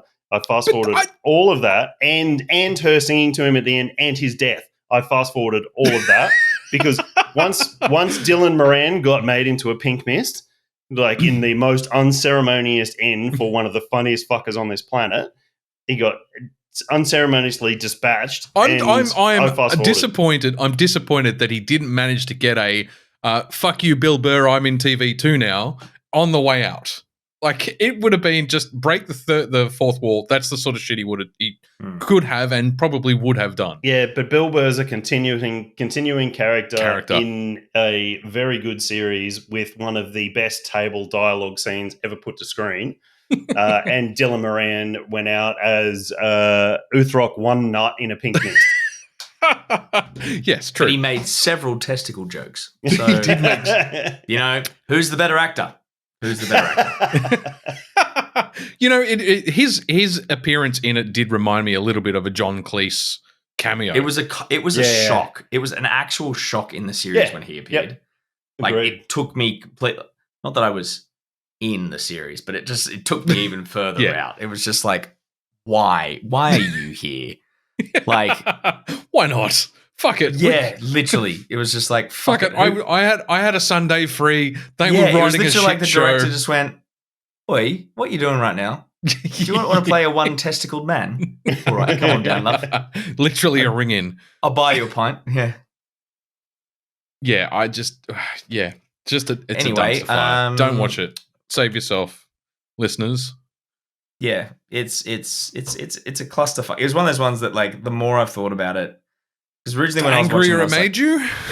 Didn't make me angry. The more I thought about it, was just like, originally I was like, hey, look, if, like, it was originally kind of like I was trying to focus on the good bits that I found out of it, but then the more I went into it, it was just like, it just by the end was just, as you said, so cringeworthy. It was so rushed, so badly written. It was like I couldn't. This is a multi-million-dollar franchise, a multi-million-dollar intellectual property.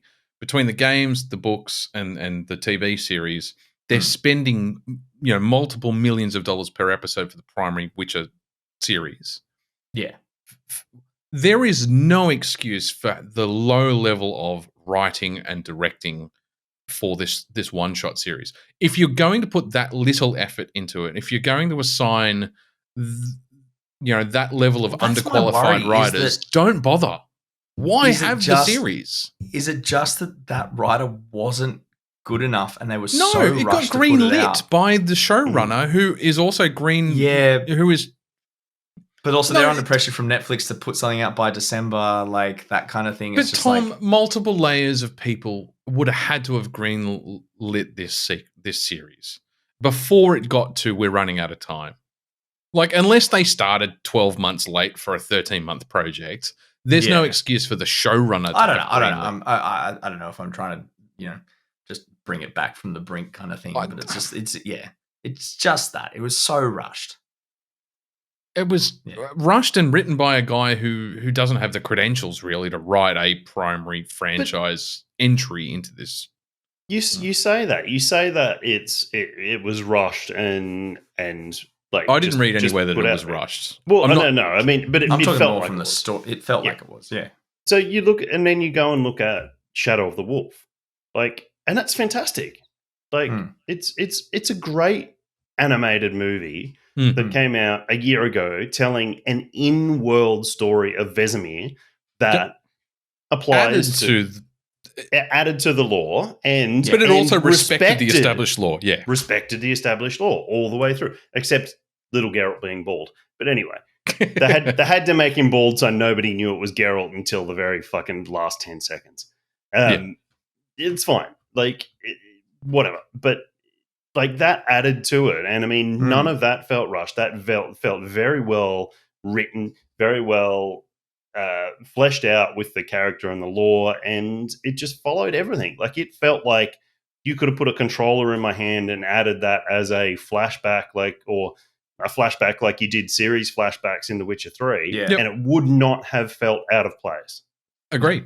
It felt a bit like the DLC for The Last of Us, where it fills in some gaps and it tells a little micro story that adds a little bit more to the tapestry. Yeah. You know what? I'm Googling in the background and I can't see any legit discussion from the showrunners or the Netflix execs who approved this as to what went wrong.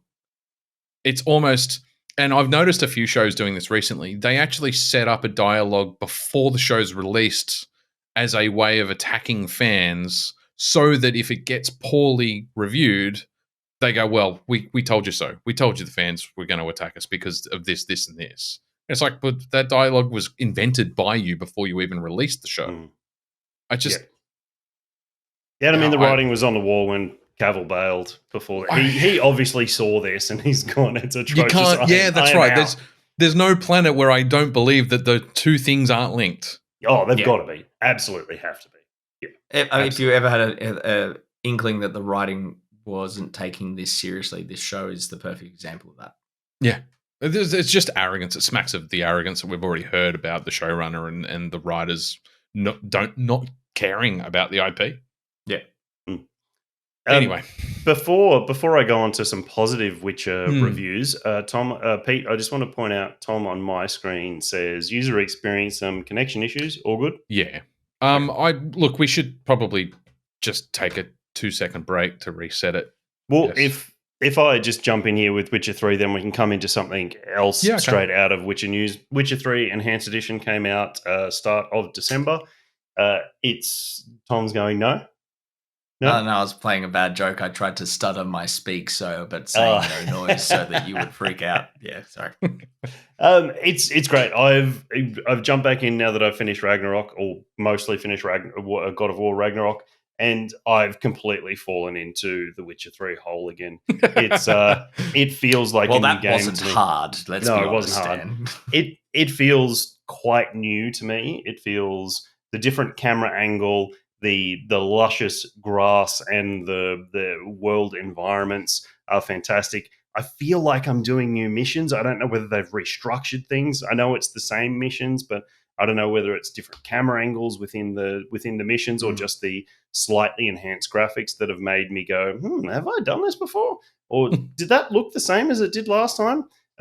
Just little things like that have just made it so pleasant to jump back into that world. And I know, Tom, you bagged this. This should have been in from the very beginning. But quickfire signs, oh my god, quickfire signs are so much fun, and they just make combat so fluid, and it's just so. That was easy. Always the thing. It felt so stilted, having to pause or slow mo to select a different sign in battle. Yeah. Just to be able to go into a battle, put Quinn the shield on, and then let it recharge for 10 seconds, and then hit him with an Igni or an Ard to bounce him back. And I'm using Yerden and the other one. I should know what the other one is. Axie. Axie I'm using quite more. Axie's the mind one. I'm using that quite a bit more in the combat as well to pause a combatant. To lessen my load. Well, that was the thing when you had to switch. When you had to switch like mid fight, it was just like, oh well, fuck! I'm just gonna go burst a bunch of guys and then set some on fire, and then I'll go sword this guy over here. Like, Yerden and Axie got fucking left behind, except for when you needed them in a specific fight.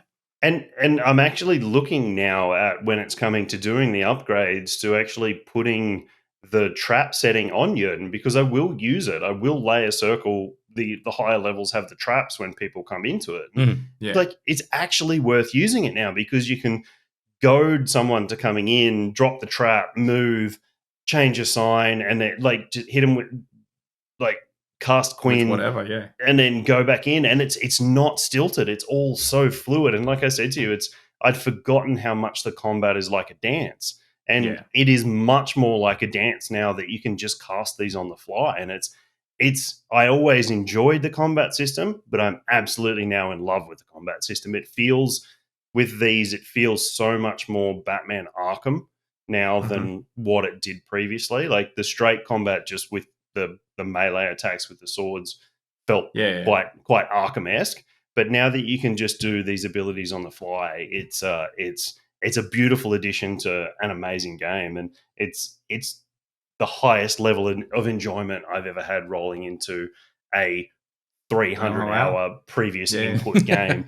And I'm just rolling through, and I'm doing little little side combat stuff that on my previous playthroughs I've just completely abandoned because I'm just like, oh, fuck, I don't want to deal with that. It's like, I just want to keep going. Don't give me a fucking pack of wolves. But now it's and I'm sure 100 hours in I'll probably be like that again. But at the moment where it's once again getting it in and refreshed. I guess this is the question I ask. I've asked you multiple times. Has it changed your story playthrough of main story points? Have you made different choices this time, or? I think I did one or two so far. I'm only up to about halfway through the Bloody Baron. I've made a couple of altered choices. I've just started talking to Kira Metz. And unfortunately, I think knowing what her path is going to be has influenced some of my choices to her because I want her there at Cameron. So I'm playing the safe card so she's there and that she doesn't go off and die or be locked up by Radovid or I don't have to fight her.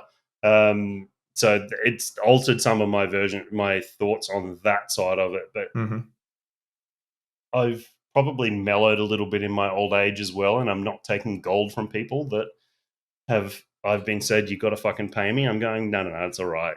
That's for your daughter. That was my first playthrough. I was a little bit too unwitchery in demanding my gold. You find so much gold in the world. I didn't take it. It was never about the money. It was about sticking to the principles of the character I knew I was supposed to be playing, and I was never very good at it. I forgave too many debts. Well, the thing is, Geralt is very ambiguous on that side of it. He's not as hardline as even like Eskel and Lambert. Like Lambert is like, you fucking pay me or you lose a limb. Sorry, Pete, mark it. That's right. Lambert's a little bit less, but he's not as forgiving as what Geralt is. Eskel's a little more forgiving, but not as forgiving as what Geralt is, and Vesemir is basically the same, but he's a little bit older and a little bit jaded as well. So it's you've done good, White Wolf. Connery as well by the end of his I'm glad that I've still got Blood and Wine to play through. I haven't touched Tucson. So 100%. Yeah. What I have discovered is I need to check if I bought the Wild Hunt edition digitally or if I've lent someone my physical copy and they haven't returned it, because I looked and I don't have the physical copy, and I'm a bit worried about that because I don't want to have to re-buy the whole fucking game. Pretty sure it's on PS Extra. Yeah, okay. All right.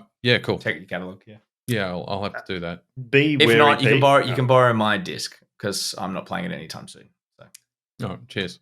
When you start the Tucson side of things, there's about an hour's worth of play where you can't do anything else than the story that it feeds you into. Yeah, okay. So get used to the controls and the signs before you start that. Launch into it. I think I've got a little bit of tidy up on Heart of Stone to do anyway from memory. But this is like 3 years ago. So even if it's just some also just get ready for a much brighter color palette. Yeah. Yeah, I've seen some blues and yellows and it's beautiful. I mean French color, right? Yeah. Cool. All right, we'll take a 2-minute break, yeah. And we're back. Dan seems to be having some technical difficulties with his beer. No, it smelled like a hop pellet. It actually smelled like a dried hop pellet. Like it's all dried hop pellets have this hop pellet. dusty character to them, obviously, because they've been dried and pelletized into a very fine format. So when you like pour them out, and sometimes when you get to the end of the bag, you just like tip the end of the bag out, and you get the really fine shit that comes into the bottom of it. Oh. And it just hits you in the face, and once the hot pellets are in your nose, oh god, they burn and they make you sneeze for the next hour. And that's exactly what that beer smelled like. And I'm like, okay, I wonder how this is going to taste. But it's actually quite pleasant. Well, before you guys get into your third beers, just so we can keep some continuity in the run sheet. And it's 9%. Oh, wow. Nice. Let me just quickly slam through a couple of quick mini reviews. So War of the Worlds, I've talked about the War of the Worlds. It's the Tom Cruise one, right? It feels like Lucifer's in it, man. Lucifer's in it. It feels like a BBC. Him. Yeah, you did. It feels like a BBC kind of series, but I think it's isn't it? jointly filmed between France and England. So they got some pretty apparently decently named French actors in it. I talked about seasons 1 and 2 before. It's brilliant. As a retelling of the War of the Worlds story, they actually... You have, to death. About this one. I haven't talked about it to death. That's an unfair... That's an unfair assessment. It was brought up in one episode. It's an unfair assessment of how much I've talked about The Witcher, so... in relative terms, yes. Anyway, it was brilliant. The first 2 seasons were brilliant. It closed open-ended, and they just did it. They just released it. Closed open-ended. Sorry, they finished season 2 on they a open-ended closed, and they didn't wrap up the story. They went on to do season 3. That's it. That's all they're doing. And I really wish they hadn't. It was the whole 3rd season just didn't need the story just didn't need to be told. They should have finished season 2, wrapped it up. There was a loose end that they needed to close. Like they couldn't have had the cliffhanger. They needed to just stop the story there.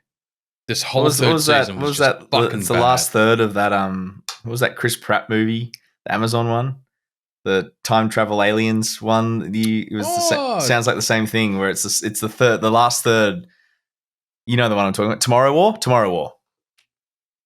No, that's not the one I was thinking. Yeah. Oh, so on while Pete looks that up, on the topic of time travel and fucking the Witcher blood tragedy series, we're back on that now. Just because Avalok runs out at one point and he talks about he's discovered the page in the manual that allows travel between realms and time. There's people throwing crazy theories around the internet now that they're going to do time travel in the Witcher series to write Henry Cavill out. Oh no! Please don't. And as soon as so that Hemsworth is going to be a younger Geralt. It's going to be Geralt from the start. Never met Yennefer. They just retcon everything within context. Yeah, so wait, within context. Yeah, in Geralt in Henry Cavill's final episode, he's going to stand there, arms outstretched, while glowy yellow stuff comes out of his head and his arms, and he's not regenerating. I don't want to go, and then he's going to come back, and it's going to be Hemsworth, and then he's going to be like, new teeth. Yeah, I've got long hair. I'm a girl. No, wrong voice. Fuck, I love that sequence. Anyway, it's funny you talk about time travel because War of the Worlds has some time travel in it. And like I said, seasons 1 and 2, they did a really interesting thing with explaining where the aliens came from. And it was exciting, and I can ruin it for you if you want me to. No, because I'm actually going to watch it. Yeah, it was, and the I've heard the rock opera. They come from Mars. But that's what I'm saying. They did something completely different and new and revitalized the story and modernized it, and they did a brilliant job of it. And like I said, they should have just finished with season 2. Season 3 was just, it wasn't horrendous. It wasn't Witcher Blood Origin bad. It was just, it just didn't need to be told. It was, I kind of was half watching it, half on my phone for the entire 3rd season because it was just not engaging anymore. It's a post-apocalyptic series. Don't take me back to pre-apocalypse. I'm not interested. I'm not watching it for that reason. And it wasn't truly pre-apocalypse. There's some other shit going on that again, spoilers. It just didn't need a season 3. It's a really disappointing way to finish that whole series. So I'm going to watch season 1 and 2, and then you're just going to fill in the gap for me at the end. Yeah. Absolutely. That's the right way to do it. And the other thing I wanted to quickly talk about is Recruits, which is a new TV series, I think on Netflix as well. 1 season has come out so far. It's called The Recruit, sorry. And it's about a CIA agent who joins the CIA as a lawyer. And it reminded me so much of you while I was watching it, Tom, because of what you said about Jack Ryan season 3, where he's an analyst and suddenly he's in the field and he's a fucking super spy. Well, in The Recruit, he's a lawyer. It's his first week for the CIA, and he just gets absolutely like slammed by this sequence of events, and by the end of the season, he's still a bumbling fucking lawyer, completely out of his depth. Right. And it just reminded me so much of what you had said about Jack Ryan. So it's worth watching. It's not groundbreaking, but it is Russian spycraft stuff in an interesting enough story to bother watching it. I'll do a mini review for you. Do you want to hear the worst mini review I think we're going to do? It's going to be the shortest and dumbest mini review I think I've ever done. Blackout on Netflix. Josh Duhamel in a Mexican hospital, wakes up with amnesia. He's some sort of super agent. That's about all I can tell you because I can't follow the plot. I watched this. What is it? It was like an 80-minute film. And when Emma goes, I can't watch this fucking shit anymore. Like, I was like, oh, surely we're like near the end. It was only half an hour in. I was like, Jesus, fuck, what? I have no idea what's going on. I think the cartel are involved. I know the cartel are involved, sorry. But I think they're friends. He thinks he's a cartel buy, but he might be. Nick Nolte appears at one point and croaks his way through a speech at several points. There's the only way I can describe it in so please never watch this. Do not do it to yourselves. It was. I feel bad. No interest in it. I like Josh Duhamel as a action actor. I think he's quite good. He's kind of an extra. He's not an extra. Sorry, he's not a primary character though. He's not a lead. I think he hasn't had the chance to. I think he can make a good. And this is it. A good lead action hero actor. Okay, that's about as far as his range can go. But he's running down this hallway. There's two cartel guys behind him shooting at him, and the bullet holes, are erupting out of the wall behind him, like perpendicular. They're not. It's not like they're shooting, then they're crossing into the sides of the wall. It's like it's just the charges going off in this wall, and I was just like, fuck. It also could have been. Budget. It could have been a 45-minute film, but the amount of slow-mo used was next level. It was. But Emma turned to me at the end. She goes, "What happened?" I was like, "I actually can't tell. I lost track. Like, not because it was convoluted, because it was so dumb. I couldn't lower myself to the level of it was trying to do. Unless it was indie. There's no excuse. So the director is an old 80s action star, Sam Macaroni, and you can just tell he's never left that. I don't think he was a good 80s action star either. I don't think he was in anything good, but now he's gone to directing, and it was a crock of shit. And I just feel bad because I like Josh Duhamel as an action actor, so I'd like to see him in some more stuff, but I think he's just gone, money please. He wrote and directed viral videos for M&M's, Windex, AT&T, Canon cameras. Oh, no, yeah, the director used to do like some really cool film clips. NFL. Yeah. Like he's an advertising whore, clearly. Yeah, it's just don't do it. Just let me just say it. Everyone, don't do it. He directed the VR action sequences for Keanu Reeves in John Wick 3. The worst of the John Wicks. I'm bringing a director in to just direct this tiny sequence in the middle of my 3-hour movie. Yeah, anyway. So the thing is, that's what it looks like from the page. It's like, oh, this looks like a John Wick ripoff. Sure, this is going to be an enjoyable 80-minute film. He successfully pulled off a 3-minute sequence in John Wick and thought he had the chops to do a whole movie. He was wrong. To. Yeah, cool. But yeah, there's a little mini review that should. And look, I really hope that none of our listeners / viewers ever hurt themselves by watching that 80 minutes of film. It's a tale of warning. Cool. Yes. Do you guys want to talk about your beers? You go first this time, Tom. Fuck you, don't tell me what to do. I am drinking, this is the Phantasm beer that I picked. It's from Working Title. Again, why do I keep thinking it's Bracket Brewing? Because it is literally a brackets on the yeah, that would be Working Title Phantasm. Look at the monks. We like monks. I just want them to be hitting them heads with boards. New Zealand Hazy Dipper. It's 8%.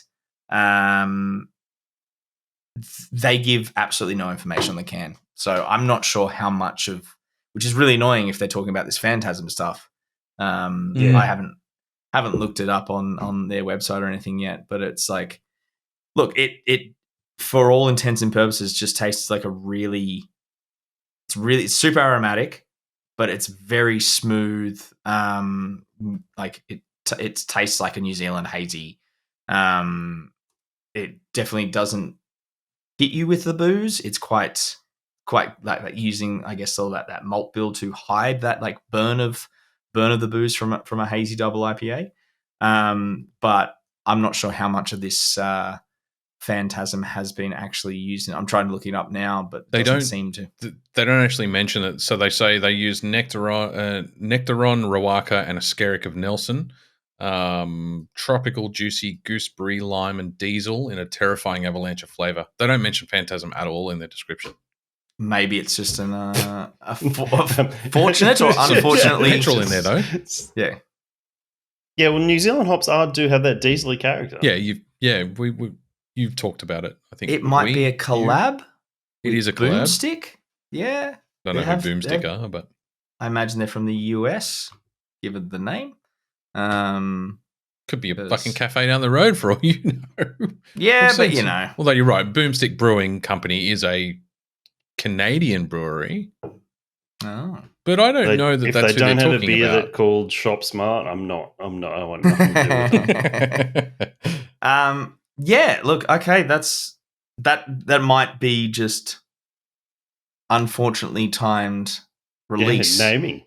Yeah, naming and release. To not actually have anything to do with the Phantasm.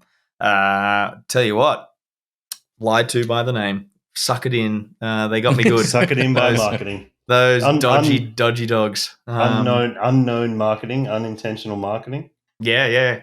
Look, it is a very tasty New Zealand hazy IPA. I wouldn't say it's diesely. It does have that like New Zealand.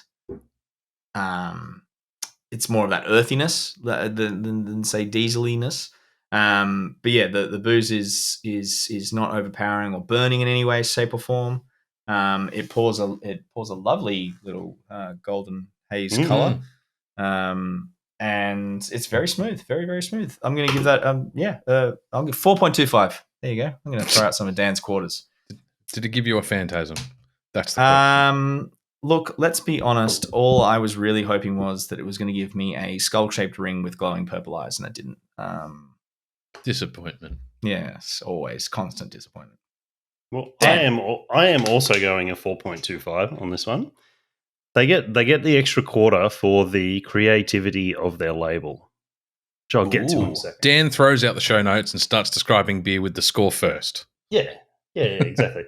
So I have. Well, it's better than my 5-minute rants about the beer and how I know the brewery. And yeah, I drove past on my push bike once. My push bike was lime green, and it was from this company. It was blue. Sorry, yes. This is Bright Brewing Company from Victoria. They are. Victoria. I already said that. Why do I need to repeat Victorian that? Highlands.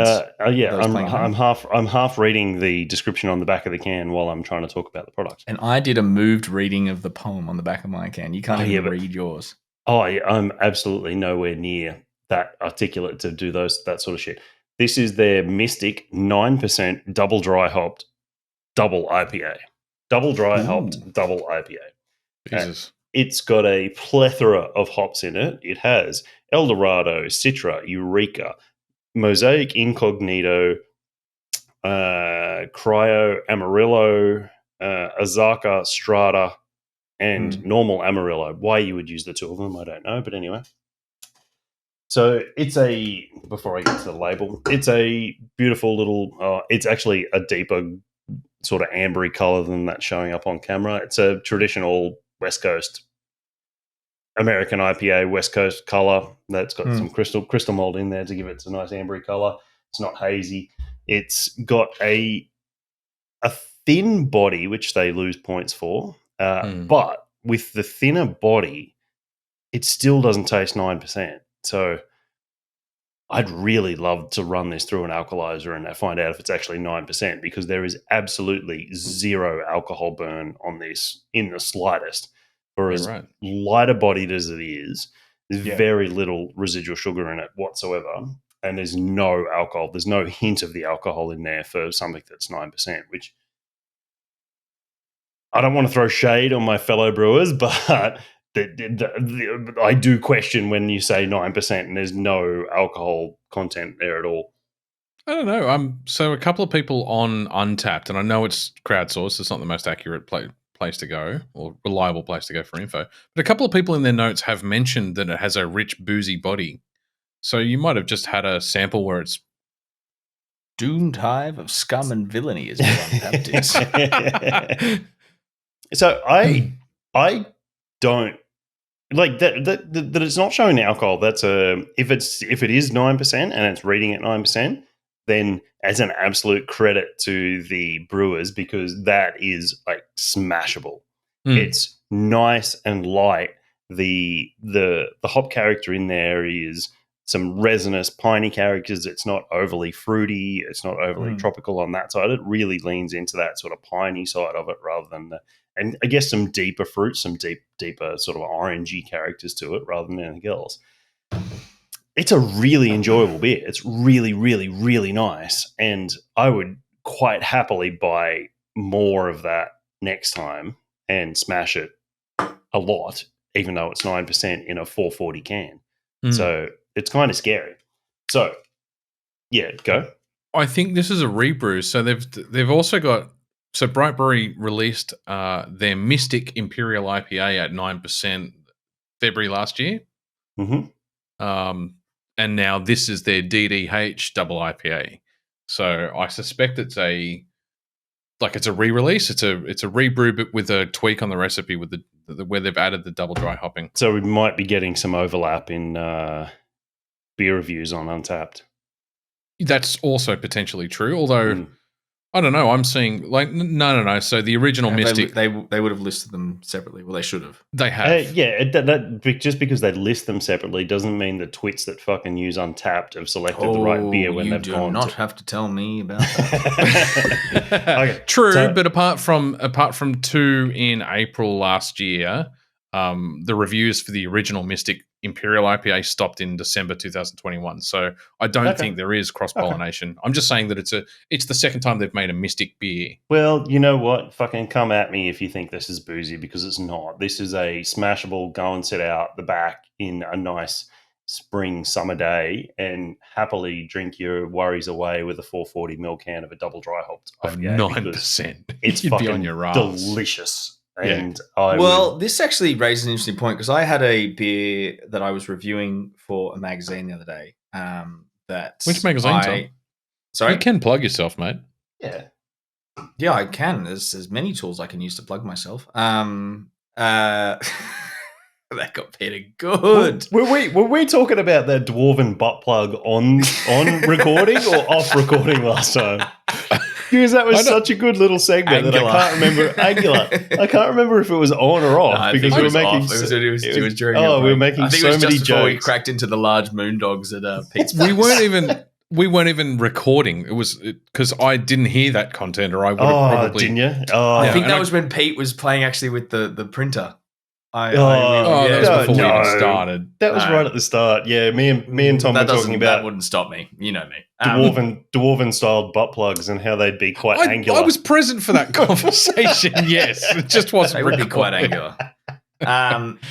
Yes. No. So I do some beer reviews for Beer and Brewer magazine, which is a wonderful read if you ever get a chance to read it. And it's a bit of fun.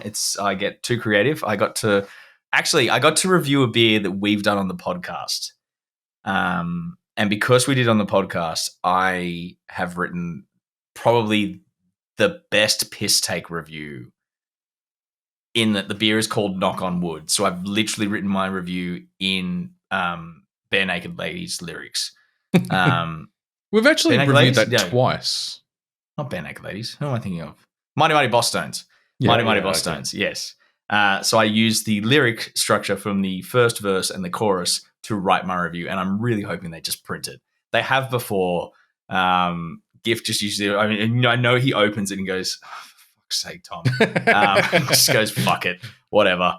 So they are a bit of fun. I get to do them a couple of times. But yes, I was reviewing a sour beer from a brewery. I'm not going to name them. I'm not going to name the beer.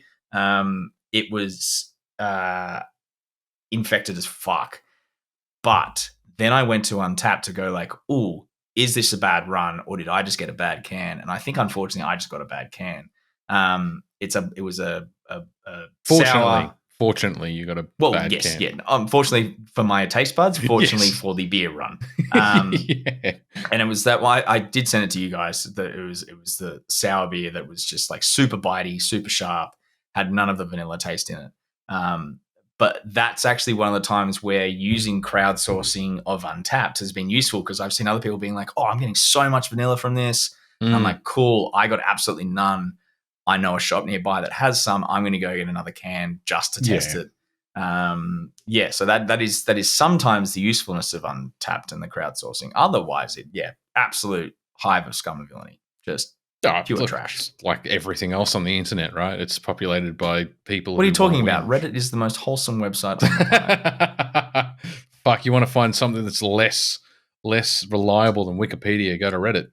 Yes, that's true. But they've got some gems too. I love it. Because I've been planning some hikes. I'm a part I read the ultralight subreddit, and then there's another one that I enjoy even more called Ultralight Jerk, and it's just piss takes of the people in the ultralight channel saying, "I've got a spork made of titanium and it cost me $70, but it's only 2 grams. Aren't I cool?" And someone else pops up and says, "Yeah, but you could have lost some extra weight if you'd cut it in half because you don't need that much of a fucking spork. You only need this much." Anyway, carry on. You need a pick. You don't need a probably didn't make any sense the way that I described that. But so I just want to make the last little points on this that I was talking about the can. So it is one of those print direct to can labels. The scratch and sniff cans. The scratch and sniff cans. But this is what I was talking about a few weeks ago. Whereas mine's kind of... That's pretty spot on. It's a label. This is what I was talking about a few weeks ago about what the potential future of this sort of printing is, or what the limitations of this printing are. I was talking about the metallic color that you can get when printing a label, depending on the stock you use, over what this printing is capable of. And they actually have metallic elements and matte elements on this can. So you can see, it's a bit harder to see. No, you can see this section here has got some more shine that's to it. Goldy, and the other bit's green. Yeah, exactly. Yeah.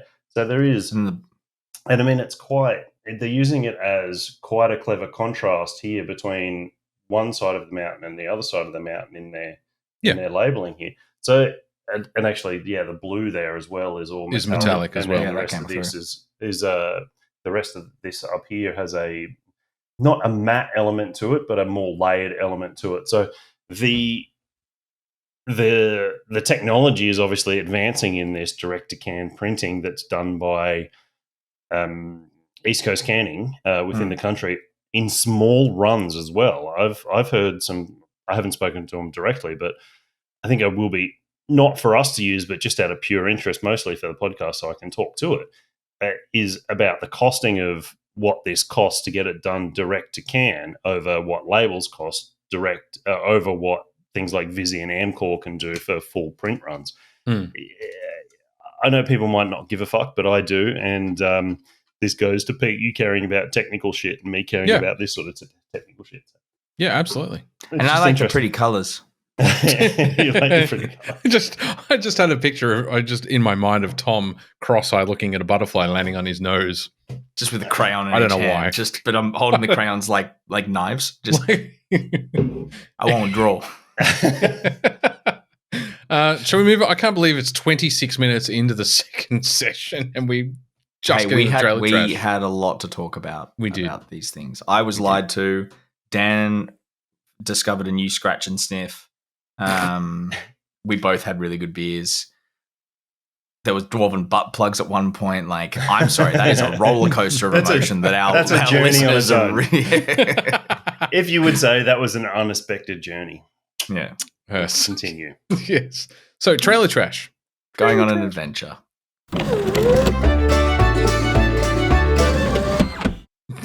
Evil Dead Rise. We finally got a trailer, Dan. We finally got a proper trailer, and I was not disappointed.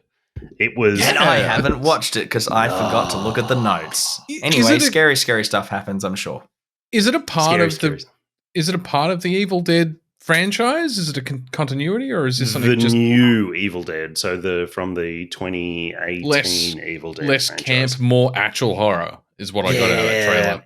Yeah, you know what? That was. Is that a good thing or a bad thing? That was kind of the only thing that disappointed me. That like, I just wanted to see Ash. I was really just hoping that. No, he's not, because Bruce Campbell's basically. But even before the game, he said he was done with Ash. Like, he was retiring Ash. He was retiring after Ash the series, didn't he? After Ash versus the Evil Dead, he was retiring. He wasn't going to play Ash again. And he does consult on these sort of things with Sam Raimi. So I think you'll find it's just both of them fun now. Yeah, both of them will be executive producers. You'll see. There's one point in the trailer where you see a car park, but it's too quick. But I'm pretty sure I saw the Delta in the car park, which is Ash's car, which is actually Sam Raimi's car, and appears in all of Sam Raimi's movies. So it's a continuation of as far as I understand it, the 2008 Evil Dead movie, which I fucking love, and I think is fantastic. And just, if you're a horror fan, go and watch it, because all of the effects in it are practical. And the main actress in it fucking hated the last sequence because she was covered in corn syrup blood and rain. It was raining this shit for the whole sequence. She absolutely hated it for the whole time she was filming it, which was days of being just covered in this shit to film the final sequence. And like, that sort of stuff I love, because she had an experience on that movie that she now associates, but even though she didn't hate the experience on the whole movie, it was just that filming of that one thing. And that, I think, to me, makes someone more invested in their character within the movie, and even the longevity of that movie. And I'm rambling a bit here on a movie that I loved, not talking about the one that we're talking about now. I should say it's the same thing that happened in Helm's Deep. They had to shoot Helm's Deep in the middle of New Zealand in winter, and they had to put fake rain in. Yeah. And they gave everyone on that cast shirts saying, "I survived the filming of the Battle of Helm's Deep." Yeah. But it also, they said that it enhanced the rage of the Maori guys playing the Urukai warriors, because they're like, I'm so fucking sick of running around in this fucking rain that I'm actually now starting to get ragey. And then it affected everyone, but it made the battle that much more intense. And it shows. It's things like that. Yeah. It's like a weird psychological experiment you do on actors to enhance that for us. And I love it, and I will do it again. 100%. Like, in Mia. Actually, she's in it. I just looked at I've got the cast listing up, and Mia's in it. She got to I don't think it's the same girl though. Anyway, I'll have to have a look into that. But there's a point where she yells at the creature that she's fighting in the final sequence, and she yells at it, and you can just see that there's just there's something extra in there, and and I saw that before I saw the behind the scenes stuff. And you can just tell there's some extra emotional element in there that she's just fucking fed up and over it. And the Evil Dead Rise, I was thrilled to see it. It was equal amounts scary and Evil Dead, and the Deadite inhabiting the Alyssa Sutherland character, Ellie, the mother. It seems to be set in an apartment building. She seems to be in, this is no spoilers, it's all in the trailer, going down an elevator to the washroom, gets slammed up against the wall in traditional Evil Dead way and inhabited by the Deadite, and then goes up to the very small apartment, and her sister and her children are there, and she looks like she proceeds to hunt the family within the apartment. It looked like it might get down to the apartment car park at some stage. And the art looks pretty fucking hardcore. This feels very Dread. Set in one building. One building. I love it when films do that. And I think it's so cool. Love about these sort of things. It's not about saving the world. It's just about saving the people present. It's small stories, and it's funny that those small stories are so much more. I guess you associate with them more, and they're compelling rather than this large scale save the world, save the universe, save the galaxy, whatever. It's so much more compelling. You're trapped in an apartment building with. For these kids, their mother that has been inhabited by a fucking deadite and is going to hunt them for this whole movie. And like, we all have mothers, whether you get along with your mothers or not. I hope you get along with your mothers because they're wonderful people most of the time.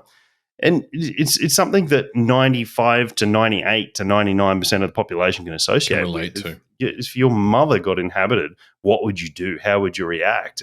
And what would you expect from there? Double tap to the head. No excuse. Oh, I've watched Zombieland enough. You've got to do it. I'd do it to you too. 100%. Yeah, no, I would expect you to. Yeah. It's great. I'm really looking forward to it. I was looking forward to it before we even saw this trailer, even when we only had a name to it. It's got all of those Evil Dead aspects to it, and I think you can all hear how much I love Evil Dead. But yes, let's go.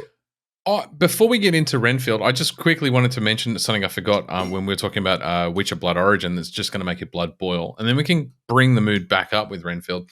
I read also that the showrunner is... So they're going to run seasons 4 and 5 back to back. So you got season 3, obviously, with the last Cavill season coming out. Seasons 4 and 5 are filming back to back. Then another animated movie. Then they're going to do, and she has said that she wants to do a family-friendly, PG-rated Witcher series set in the same universe. None of it will go ahead. How the fuck do you get a PG-13 series in a world of beheadings, of... Oh, I know exactly how to do it. Child torture, of slavery, I can shoot the most brutal violence. Yeah. It's a Gwent tournament. We're getting a featured film Gwent tournament. They're literally just going to sit there and play fucking cards. Yeah, it's going to be like watching a Magic the Gathering. I'd watch the shit out of it. I'd watch it too. Yeah. I'd also then correct all their moves because I'm the Gwent master. Like that's. Oh, Tom, I found my Gwent cards. We're just getting further off track, but we should play around a Gwent. How disconnected? I'll be the innkeeper. You can come into batch one day and I'll be polishing the bar and then you can come in.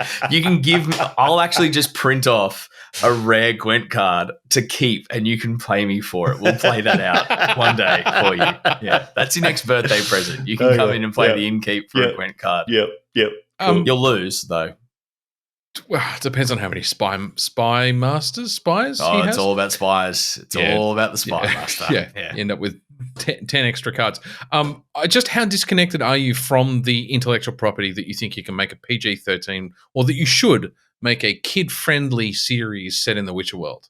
It's just mind-blowingly disconnected from the IP. Yeah, so the PG-13 rating, what does... I guess... No swearing, no violence. We're not talking... It's violence up until a point, isn't it? PG? Not a lot. Like you're talking Caravan of Courage level violence. Yeah, okay. You get some, but I mean, you're not going to get gore. You're not going to get blood. You're not going to get beheadings. You're not going to get, So they do that all off screen. It's all alluded to. They've all just got stubs where their pointy ears should be. Yeah. Like, it's just an inappropriate franchise to try and shoehorn into a kid-friendly series, probably just so they can sell toys. That's the cynic in me is just... Yeah, I disagree with that. Well, no, maybe. You could be right, but what fucking toys have they got to sell? I mean... All the Witcher characters, because then once you've got... What kids play with toys these days, Pete? Yeah, true. Maybe it'll be a fucking NFT. Who knows? You can... No, there'll be Nerf twin swords, and then you can pull them out. I'd fucking buy those. I'd put those on the wall behind me. They're just clutching at straws here. It's going to die. The whole thing will die. I think it was destined to die as soon as Cavill pulled the plug. Yeah, 100%. And and you know what? And then it will go back to just being. It'll go back to just being the game. and it will come back to us, and we'll get to just nurse it back to health, and then we'll find someone else, a new Cavill, a new Hope, if you will, who will carry the series torch forward again. Well, who knows what we're going to get with the Witcher 4? I mean, we know it's a new school, we know it's a new story, we know it's a new saga. So as soon as this Cavill Geralt story dies, which let's not beat around the bush, it needs. Well, I think we've said it needs to. They'll just latch on. He's played his story, They'll just latch on to whoever CD Projekt Red develop now and bastardize their stories and butcher it and play that out for another couple of $1 million for the next 5 years. I'm hoping Netflix just pulls a pin. They've got to be close. They've got to be close. Yeah. I'm sorry, Renfield. I hope Netflix pull the pin, and I hope Amazon fucking buy the rights and give it back to Cavill. That would be a lovely turn of events. Renfield. I'm going to get this back on track. It's not rare that I get it. It's rare that I get actually back on track. Let's do that for once. I love the fact that they gave Nicholas Hoult an excuse to use his beast skills in another film. I didn't even think of that. Oh, I'm sorry. How did you not? When he climbs up the second level in that bar, it's just holy shit, Beast is here. I think I completely blanked out my mind that they butchered Beast within those X-Men movies and didn't make him Beast the whole time. So yes, I love Nicholas Hoult in that character. I love Kelsey Grammer in that character. So hang on. In fairness, the only time he was a human character was when they were telling the origin story of how he got trapped in the Beast form. Didn't they? They gave him the serum. They gave him the serum that took away his beast form. He made the own cure, which is actually how he. No, we're not getting into a deep dive into how the Beast was created in X-Men. Oh, look at me pulling the reins on myself. It was how he went from a man-colored shaped beast. He was trying to develop a formula. He was an ape man. Yeah. Yeah. He was trying to develop a formula to get rid of that and ended up more of a beast than the beast he was. Yeah. But yes, the first thing I thought when I saw him zooming around the room in that, I was like, oh, cool. They found a way to use Nick Holt's beast training. That's good. That's good. That's good using reusing thing. Nick Cage looks like a fantastic Dracula. Oh, how much do you think? Oh, he's perfect for it. How much do you think he's actually in the movie though? Because the trailer probably not much. Yeah, the trailer seemed to indicate that he was more a presence driving the plot than he was an actual character, and he'll be in it. But I just got the impression he won't be in much. A third. He'll be the big bad. Yeah. But he looks like Christopher Lee. They've just thrown the makeup on him to look like Christopher Lee, and it's just slick the hair back and some good supporting cast in here. Aquafina, who's from Crazy Rich Asians. She's been in a bunch of other stuff, but that's where that's where I pick her from. I'm going to butcher this name, but Shora Agdashlu. She's an Indian American. I believe she's got an Indian heritage. I'm going to regret saying that. Sorry, she's from Iran. Oh, how the fuck? Anyway, it was far more a Muslim name than a. You're right. Name, it was. I should have picked up on that. But she was a very important part of The Expanse, which is where I first picked her up from. But she's been in a bunch of other stuff. Her voice is extremely recognizable, and she's done voices for a bunch of games. She's in Arcane. She's Grayson, the voice of Grayson in the Arcane TV series, which is the League of Legends animated. Yeah. Which one's Grayson? I was just trying to work out which one Grayson is as well. Obviously not one of the main ones. She's also the voice of Gozer in Ghostbusters Afterlife. Gozer, the Gozerian. Yes. It's not the older lady, yes, is it? She's she's the police chief in She's the lady. Sounds like from she Expanse. smoked a million cigarettes. But most of I her couldn't life, answer that question because I haven't seen Arcane yet. I've actually started watching it, but I watched half an episode, but I was pretty so good. I was pretty pissy. Well, Pete, I apologize because I have referred to her as an Indian heritage lady back in the day when I spoke about The Expanse. I actually think it's because of her accent. Yeah. Because anyway. She's a great actress. She's great. Yeah, she's fantastic. She keeps popping up a lot over the last. She's doing Goza's voice while Olivia She's Wilde done. is She's done a doing bunch Goza. of video game voices as well. She's done Yes, so she has. many video game voices. Yeah. Like I said, she's got a very distinctive sounding voice. But For as some reason, supporting, I think she's in Mass Effect as well. But I could be Yep, wrong. she is. I think She is. Yeah. Yep. yeah. I mean, as a supporting character, along with Aquafina, it's a pretty strong supporting cast. Anyway, It just looks like fun. yeah. Oh, Yeah, it it looks so it's, fun. It's familiar but new, Mm. and it just looks like. I hope they keep something it small because it looks like a dinner party kind of conversation for the trailer. Mm. Well, it's Obviously, like the an AA whole meeting. Like, yeah, yes, it's a you're therapy right. circle. Yeah. Yeah, but obviously the whole movie can't be set in that one place, in that one room with that one set. But hopefully they do keep it kind of that small. I know. I actually wanted to get batshit crazy. And pun intended. I wanted to get so fucking like unnecessarily gory in parts. Yeah. Like, I Yeah. think it would be so much fun. Like, just looking at that trailer already, if that's got like, because Nick Holt eats the bug and then he's like, "Whoa, I'm like super mode," but like does it like it's like almost like doing like a weird superhero origin story where it's like then he goes out and starts patrolling, but then he just absolutely just murders a bunch of innocent people unintentionally, and it's just like, Just the Titan whole oh shit, series, dude, you're Titan unhinged. Like, yeah, rip the arms off and like the blood spurts coming out of the stumps. yeah, That sort of shit. yeah. Yeah. That's what I'm hoping for. I Yeah. can't wait. I think it looks super fun. I'm very excited for that. Yeah. And Definitely. our third and final trailer is Ant-Man Quantumania, which Focused a lot more. I don't know if you guys have watched it yet, but it focuses a lot more on Kang as the villain. Yeah. They do, whether it's a herring or not, but they do in one split second blink or you miss a moment. You do see MODOK in the back, the MODOK thing, the big head in the floaty chair. The what is it? The multi-organism designed only for killing is what his name stands for. Wasn't he more of an X-Men thing than a Marvel thing, or is it more of a? No. He's a traditional Marvel character. He's Okay. not X-Men focused. He's more Fantastic Four. Oh, I'm He thinking was- of Mojo. Don't worry, I'm thinking of Mojo. You are thinking Mojo World, and that is definitely an X-Men character, Yeah, and that's the yeah. big alien cyborg Yeah. spider legs. Yeah, Mojo TV. yeah. MODOK is MODOK was actually the big bad in the Square Enix Avengers game. So he's essentially like a Brainiac character. Yeah, Let's it put looks that way. like a. Is that the big robot helmet with the little tiny little arms coming off where his ears should Yes, be? he's essentially a giant head with little arms floating out the side and little legs, and he's in a floaty chair. But it's, it is a little bit too revealing in who is playing the character of MODOK. I'm not going to say it here in case people haven't seen it and don't want to see it. But it is a previous character from the Marvel Cinematic Universe who's involved in that.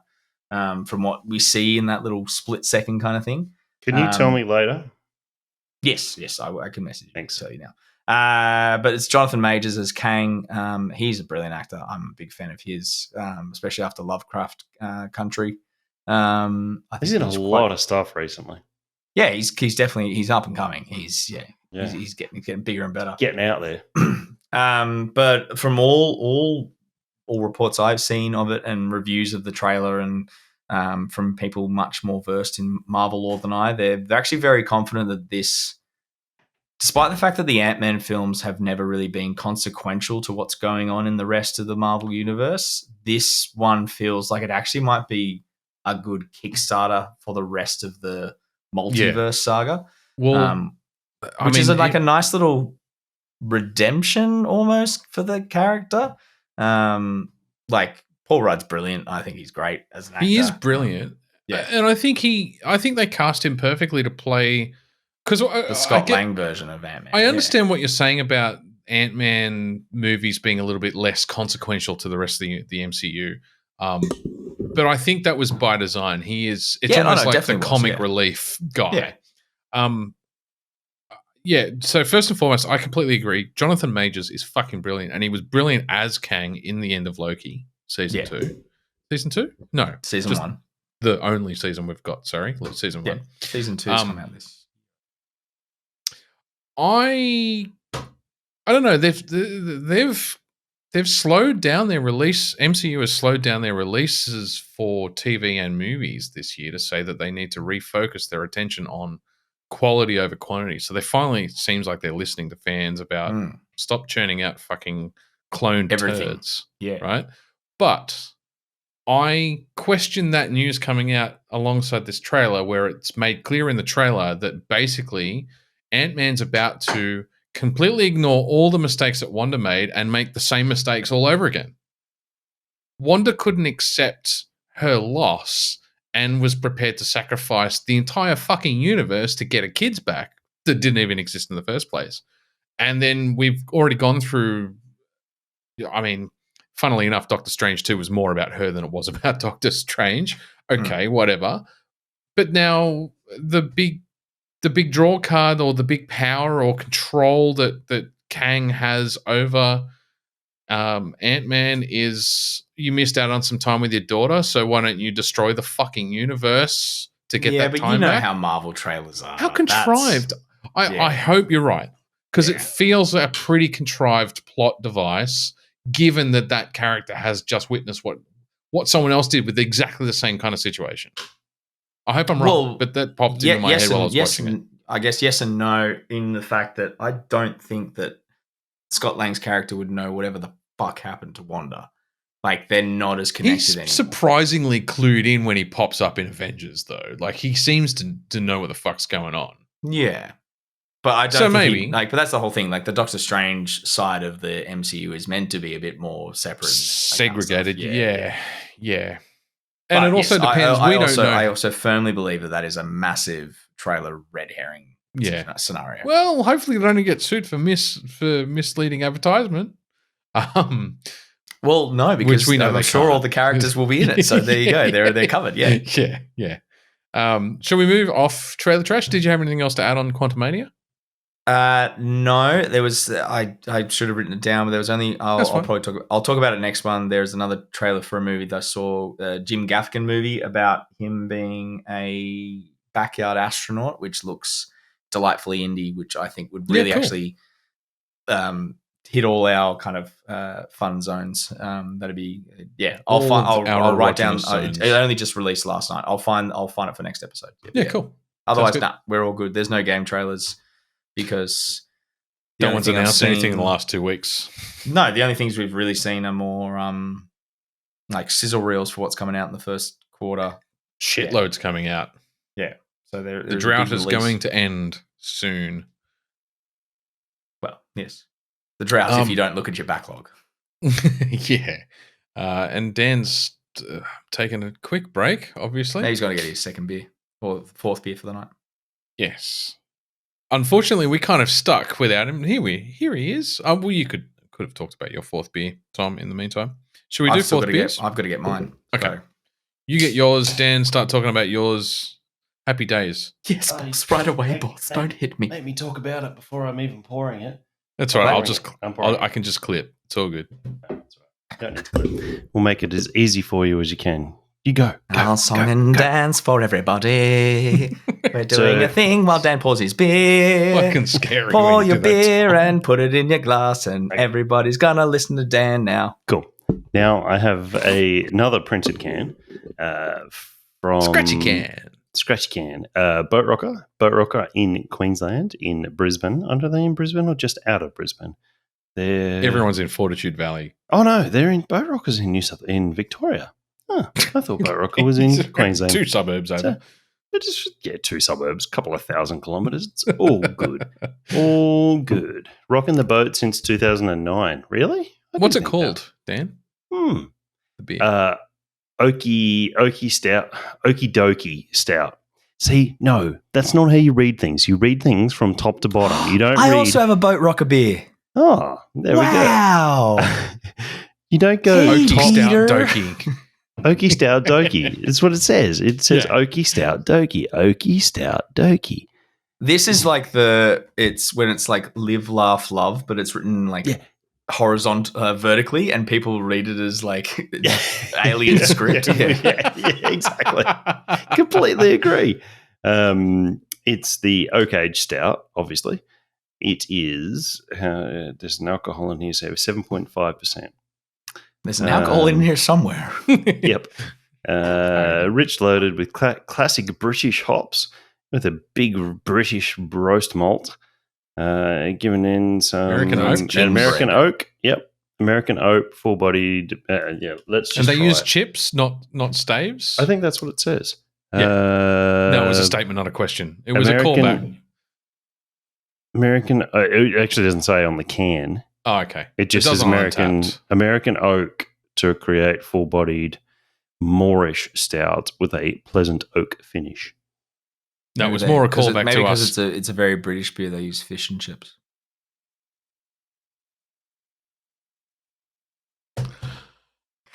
Peace out. Yes, it was a callback that we got 25 minutes of content talking about staves last episode. Did we really? Did we? Quite drunk. Oh. No, it wasn't 25 minutes. It was long. I did have to rewatch the Are You Winning Son segment, and I was like, oh, dear Christ, we are toasted. Oh, we were toasted. I think I talked about Death Stranding, but I don't think I communicated anything that I wanted to. Not really. No. So, not much was said in the way of actual words and sentences in that section. I know that when I get to that point of drunk, I do tend to switch off and I just kind of grunt every now and then. Anyway, Dan, beer. Good? It's okay. Dan, beer. Good. It's okay. Okay. It's okay. Okay. Is it Oakey? Yeah, it's okay. Tom. The dad jokes tonight, Tom. There was kind of where I was going with it, but it's over 9,000. It's okay. It's fine. Say it's okay again, motherfucker. I double dare you. Yeah, it is okay. It's fine. It's quite thin. It's this is my brain running through these flavor profiles and what it should be. It's thinner than I would have. Very surprising that Boatrocker would do a thin stout, given their pedigree. It is and it isn't. It's thin on the side. Like it's got quite a bit of sugar on it, but I guess it's thin on the flavor side of it, where it drops off quite quickly. It's not thick and sugary. It's obviously nowhere near a milk stout or anything like that, but you do expect some of these barrel aged stouts to have a bit of a higher sugar content, so they are a bit thicker. I guess it's thinner than what I expected for an oak age. It's got quite a bit of chocolate on there, probably more chocolate than roast than I would like personally, and more chocolate than I would expect for a stout. I would expect that level of chocolate kind of in a porter, maybe not a stout. It's not as astringent or roast malt astringent or roasty as what I would expect from a stout. It's more chocolatey, milkshakey sort of side of things, even though it's not super sweet or anything like that. The oak comes through. It does, but it's not. Once again, not powerful enough to break through all the other shit. Yeah, that's exactly it. It's not. You're losing. I guess what kind of oakiness comes through? Because like the last couple of ones we've had, which have been oaky, fuck off door, have been more like that.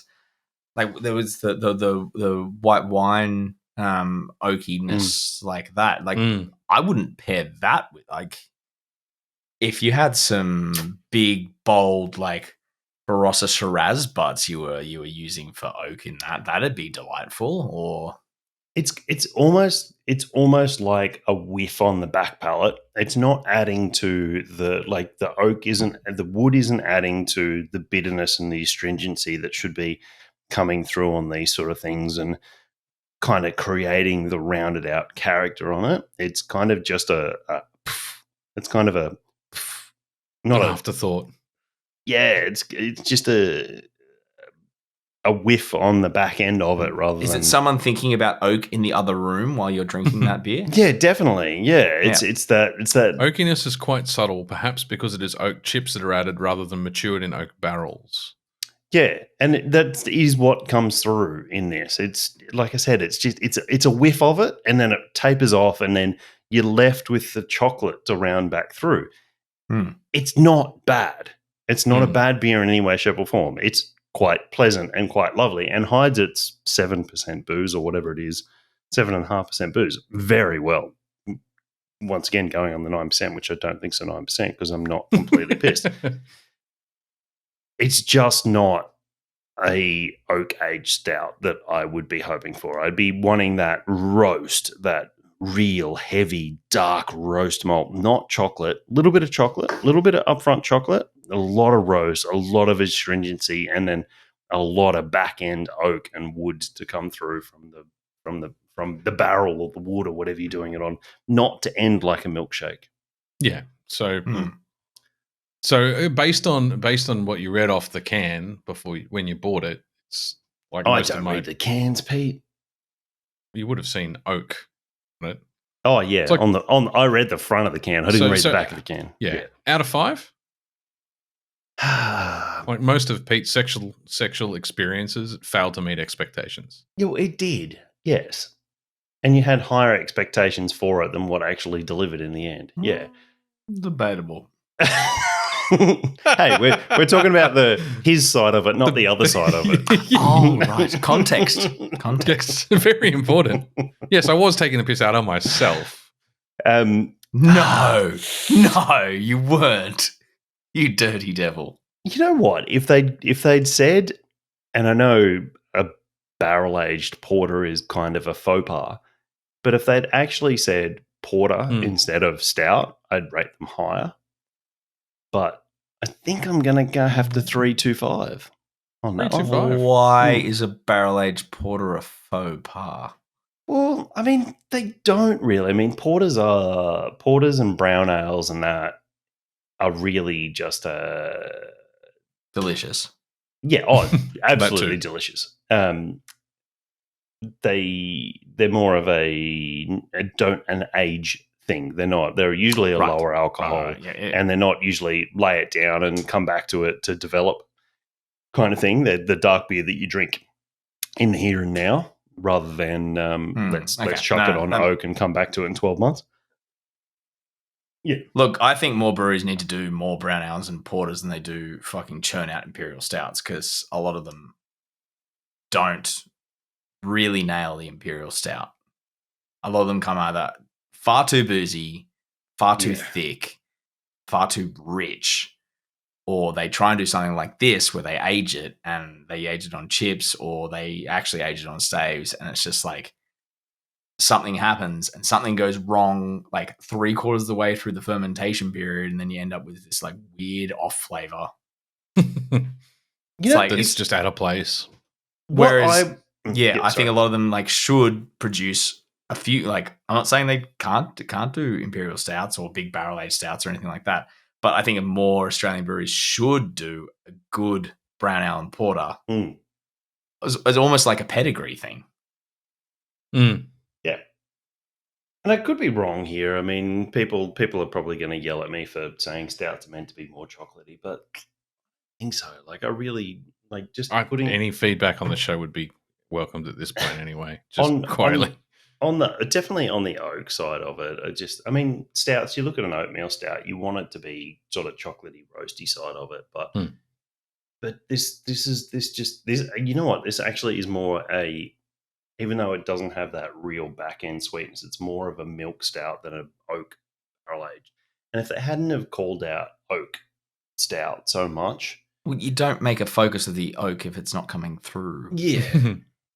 Like, if it's not the thing that smacks you in the face, like all the way through the brew, you probably shouldn't call it out. Yeah, completely agree. Yeah. 3.25 out of 5. Yeah. Because it's not bad. It's not bad in any way, shape, or form. It's an enjoyable product. It just doesn't meet the expectations. Yeah, I said sexual experiences. I meant sexual performances. It would have made a lot more sense. I'm taking the piss out of myself. It'd be better if you didn't mention that at all. You love it. Hey, you're my only subscriber on my OnlyFans, so you can't take it back now. I am. No, you do some weird and wonderful shit. Rubber chicken, bro. It's so useful.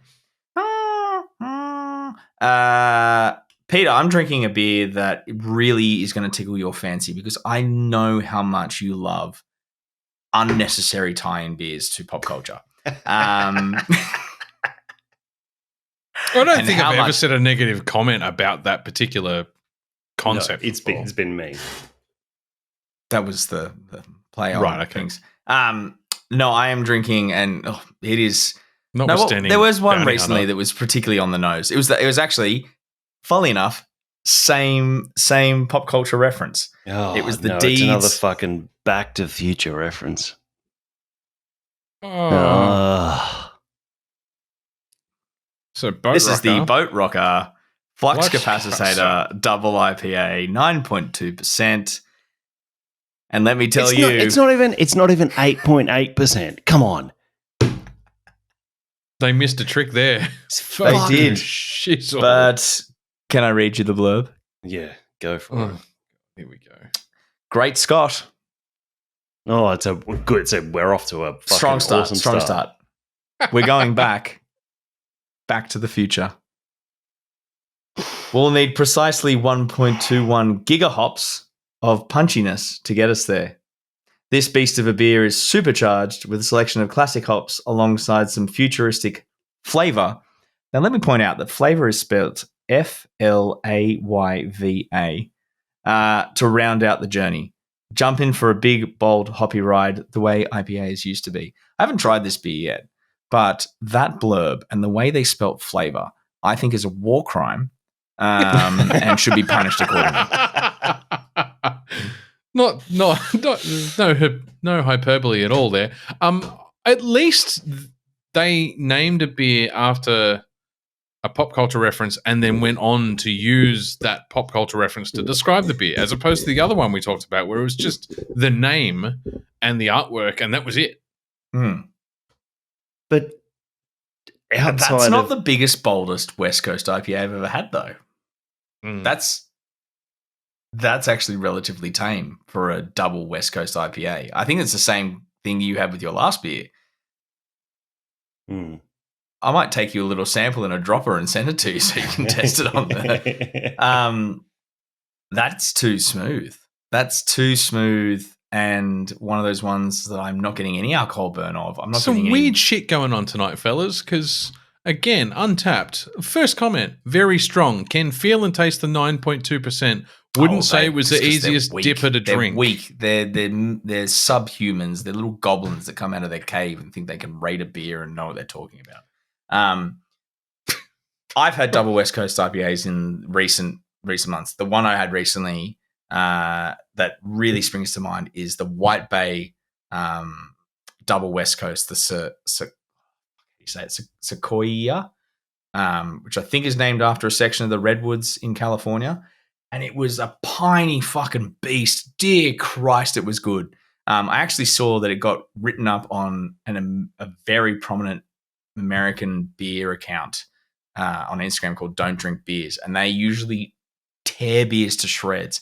And the dude had nothing to say but good things about this. So, credit to the White Bay crew for this beer because it is so deserving of that. It is one of the best double West Coast IPAs. If you can ever find it, grab it, drink it, enjoy it.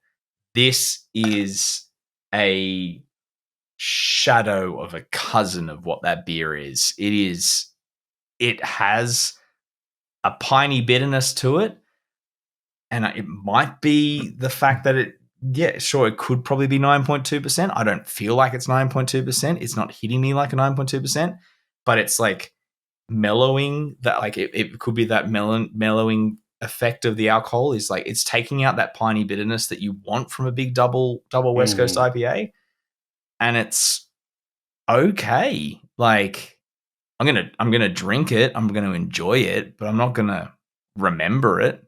Like it seems like most of the effort went into the lightning bolts on the can, like, and they look great. Like they're great lightning bolts. Don't get me wrong, the flames are very realistic for PS3 graphics. But like it's not a big hit your face double West Coast IPA. It's okay. I guess it's all right. It's lacking a punch. I want a punch. I want this beer to punch me in the face.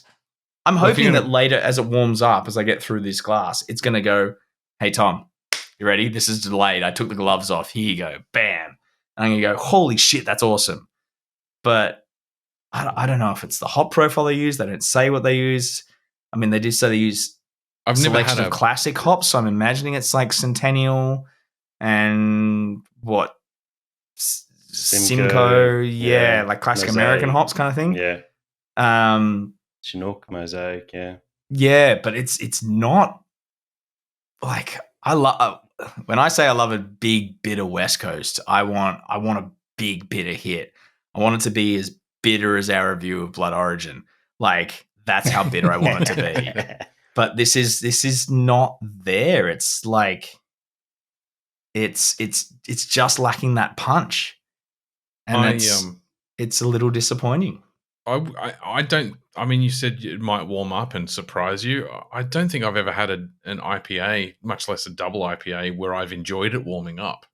Usually, by the time it's not like a stout. By the time you have an IPA warm up, it just turns into this big mess. Not necessarily. No, I disagree. I disagree because I've had particularly West Coast style IPAs. I find once they warm up just slightly. That said though, this can has been sitting in the fridge until I went and cracked it. So, like some of those flavors do come out and they do become more pronounced. So I'm going to sit in it. Hopefully, it's gonna change in my opinion of it. But right now, it's scrapes through a 3. That's being generous. Yeah, right. Yeah, it's when I looked at the can. Like, obviously, the can art grabbed me, so there's points for that. But then the style in big silver letters saying double IPA grabbed me again. And I was like, oh, yeah, it's all. And then I was like, oh, shit, it's Boatrocker. Fuck yeah, let's go. And then I've been led astray. Been walked down a dark path and into an alley and just we're going to leave that there, right. Yeah. It's funny that we had some error messages. We're 2 hours and 40 minutes into our recording, and we're hitting the spotlight, which none of us are prepared for. Oh, is it me? Yeah. Oh, I've got my list. I can read off my list. So what are you complaining about? Prepared. So our spotlight. Prepared enough. Tom, so many games need a VR update. Wrote that you? I did. Yes, that's my contribution to this topic. Tom, you can introduce this topic. Okay. The spotlight we've chosen for this week was for what franchises need new games. This was decided about approximately 5 hours ago. 24 at least. Yeah, I don't remember time. Time's a construct. And then no one's written notes but Pete, except the list of games that I sent to our private chat yesterday. Mine's in the show notes. Dan's got some show notes in there. I think Tom. Okay. Anyway, no. So we're going to talk about what franchises need new games. This can be any franchise. This can be what franchises from TV, what franchises from movies. Comics, books, papyrus scripts found in the Dead Sea, or existing games and IPs from studios. Now you say that, the fucking Odyssey would make a really good game. As long as it doesn't have Assassin's Creed at the start. You don't need to put Assassin's Creed on the start. The actual Odyssey.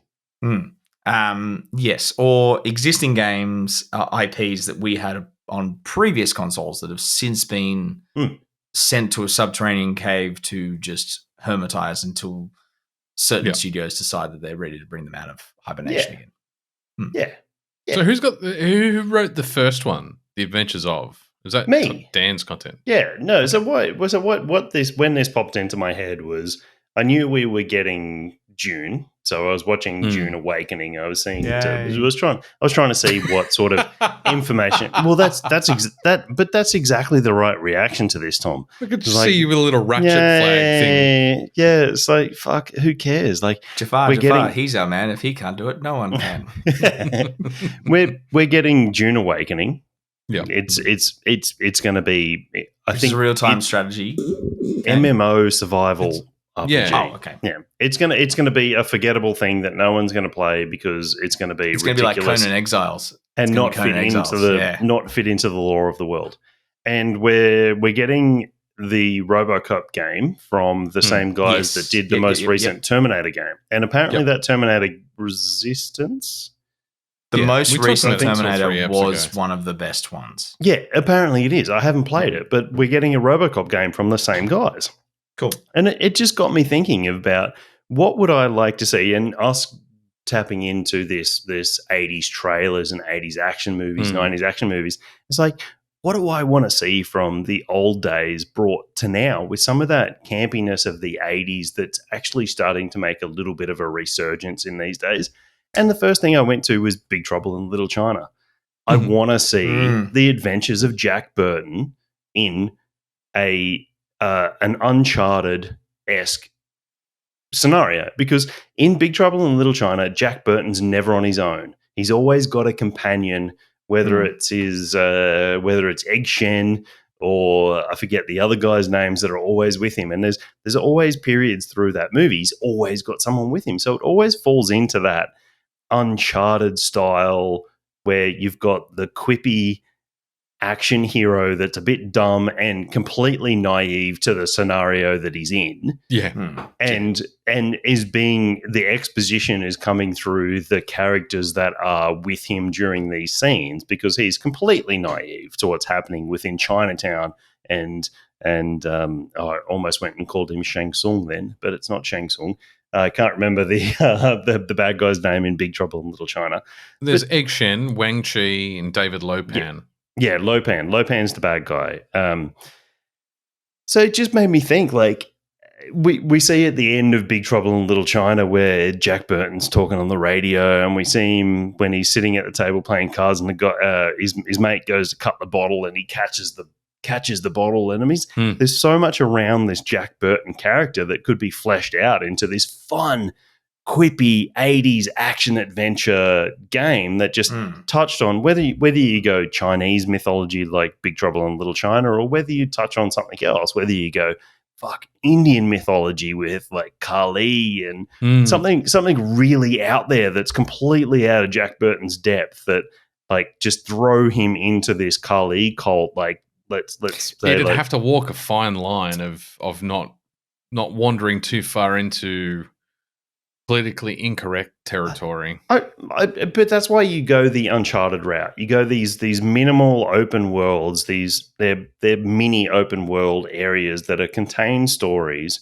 But I don't think you have to worry about that sort of stuff. Like the Uncharted series, you wouldn't get away with making the movie these days. Yeah, I think you would. A Big Trouble in Little China, I definitely think you would. It's not serious enough. It's not culturally insensitive. It's literally Chinese people explaining the story to a dumb American about how their culture exists. I 100% think Big Trouble in Little China surpasses all of those politically incorrect. I would like to hope that you're right. Because I push back on all of that stuff anyway, as you well know. So people take life far too seriously these days. I just think the Adventures of Jack Burton is something that needs to be seen, and like I was saying to you guys, that it leans into its own Max Payne Matrix bullet time with it's all in the reflexes. It reminds me of, and I've only played the third of this series, and I think I told you guys about it, which is Shadow Warrior 3, which is a Doom-esque game, but it is. I just got an alert. Oh no, all good. Shadow Warrior 3 is a Doom clone game that was released on the PS4 from the same studio that did Evil West, Flying Wild Hog, and it's Flying Wild Hog. If that doesn't tell you what the studio is like, like strap yourselves in. The Shadow Warrior game was just the most 80s-esque, stereotypical, extremely offensive kind of thing, but in a weird way it worked because it was taking such a parody of itself. Like, it never took itself seriously enough to be like, oh no, we believe this is a thing. It was like, it was definitely like a clear snapshot of the time, being like, how fucking dumb were some of the shit that came out of this time? Like, it was kind of that it parried itself well enough so you could go like, oh, cool. At first I was very worried, but now I'm just like, oh, this is very clearly a parody of a time when we thought this was okay. Maybe that's it might be the same kind of thing where that would work if you went. It is a little bit too over the top that it can't ever be taken seriously. Like, in no way would anyone critically evaluate this game. You'd be there amazed. is no chance. If you tried to, you would actually fry your own brain because it's so dumb. It's so You'd dumb. be amazed at how much effort people are prepared to put into to be offended these days. But yeah. But that's the same as. But fuck those people, frankly. You look at Big Trouble in Little China. Like, you release that now, and they're going to go, okay, it's culturally insensitive to Asian people. How is it culturally insensitive to Asian people? Well, considering they're all played by actual Asian actors as well, there was Chinese and Hong Kong actors playing out roles that are talking about Chinese their own cultural mythologies, talking to a dumb white American. Okay, who's that culturally insensitive to? Americans more than the Chinese of the world. Well, there you go. I mean, and that's the prime example. I mean, you've called that there. I mean, it's just like, you go, no, because you're talking about, like, Jack Burton is the quintessential American action hero. He's just a dumb idiot that knows nothing else about he's got blinders on going through life. Cap. These guys are his friends, and he's been like, and they talk about it in the movie, these guys have been his friends for a long time. And he's got these blinders on to their whole culture until it intersects with his life and completely throws his life off the rails. And, like, at this time, he's mid to late 30s. And I just think Big Trouble in Little China works. It's such a cult movie that just works and is timeless. It's just, I think it's, I just want to be Jack Burton. I just want Kurt Russell to come back at fucking 65 or 70 or whatever the fuck he is, and voice Jack Burton and just throw out these quips like Bruce Campbell does. The one-liners, These one-liners, and we need a really intelligent, smart writer to write all these things. We need the Nathan Drake, we need the Naughty Dog crew in there writing these Jack Burton lines. And sounds like you need me. Really smart, quippy guy. Yep, we need Tom in there writing them all out. Yeah. It's just, I just think it would be fun, and I think it would be a nonsensical fun that could be condensed. It's also probably, it is, I agree. It's probably one of the few 80s like franchises that would reboot well, like 40 years later. Like, no reboot. Not reboot. You know what I mean? When continuation. I say reboot, like, continuation. Yes. It can come back 40 years later and it's like, oh yeah, this actually still works well. Yeah. Yes. Sorry. Reboot is a bad word. I used the bad word and I apologize. It's a swear word. It is. But yeah, sure. Outside of that, I mean, Serenity was on TV last night, and I love Firefly and Serenity, and I just think fucking Space Cowboys, man. Everybody with a soul loves Firefly and Serenity. Yeah, I mean, just Space Cowboys. We need more Space Cowboys. See, I actually firmly, I am a big Firefly fan. I am a big Serenity fan, and I know how much shit he signed the petitions. Yes, I was just saying, I know how much shit Joss Whedon's been in recently about it, and I do not doubt that in any way. Like, any of the claims coming about Joss, I don't doubt. What were the claims? I missed it. It's not important for what I'm about to talk about. Okay. That is something you can look up. Then why did you bring it up, bastard? Well, I'm kidding. This is leading in. I think it's addressable. Yeah. It is, not right now, because it's not what we're talking about. But I was actually going to say that my preferred actual Space Cowboy now is fucking John Cho. Cowboy Bebop. I think that's a much cooler universe. I think my problem with with Firefly and Serenity, I think looking back on it, it was too Western. It wasn't space enough. It was still very heavily Western-esque. Like there's all those episodes where they go into farms with horses and all this kind of stuff. Whereas if you look at Cowboy Bebop, it is taking a Western approach to the space, like futuristic. Everything's futuristic except for the point where they're still using, like, I'm pretty sure Spike's gun is a Walther PPK. Like he is James Bond. But it's like that sense of it is it's not lasers, it's still guns and stuff and grenades and all that kind of, and they're still using, but they're using katanas. It's like it's that Japanese element coming in, that Japanese cultural element coming in and making it like it's kind of like a weird reversal on the Western, because the Western is the ripoff of the old ninja movies, like the samurai films. It's like that perfect kind of circular kind of thing. But I think Serenity, we're talking about Serenity, the movie, not the Firefly series. Serenity does tap into that little bit where the main bad guy, I say that in quotation marks, the assassin that comes after the crew of the Serenity ship is a katana wielding assassin. Like there is a very late element in that series. It is. I 100% agree. It is a very late Eastern element added to that series. But they do talk from the very first episode is a Chinese culture integrated 100%. into that. That's not to say they're Japanese, but it's Chinese, and they do all their swearing in Chinese, and all of the signs that are put up within the villages and towns and everything they come across is all in Chinese. So they were very aware. Even Joss was in that foresight that China was always going to be a major influence on the future of the Earth culture. So it's interesting going down that side of it. Yeah, I just think I 100% agree with what you're saying in terms of like the actual life cultural things. But I'm thinking more from like a Western, like a traditional spaghetti Western influence coming from that Japanese film like background. That's why I think Cowboy Bebop works more. Cowboy Bebop was great. I fucking love it. And you know what? I'm going to go back and watch that TV series, and it's a damn shame that series was cancelled. Have you watched the actual anime as well? No.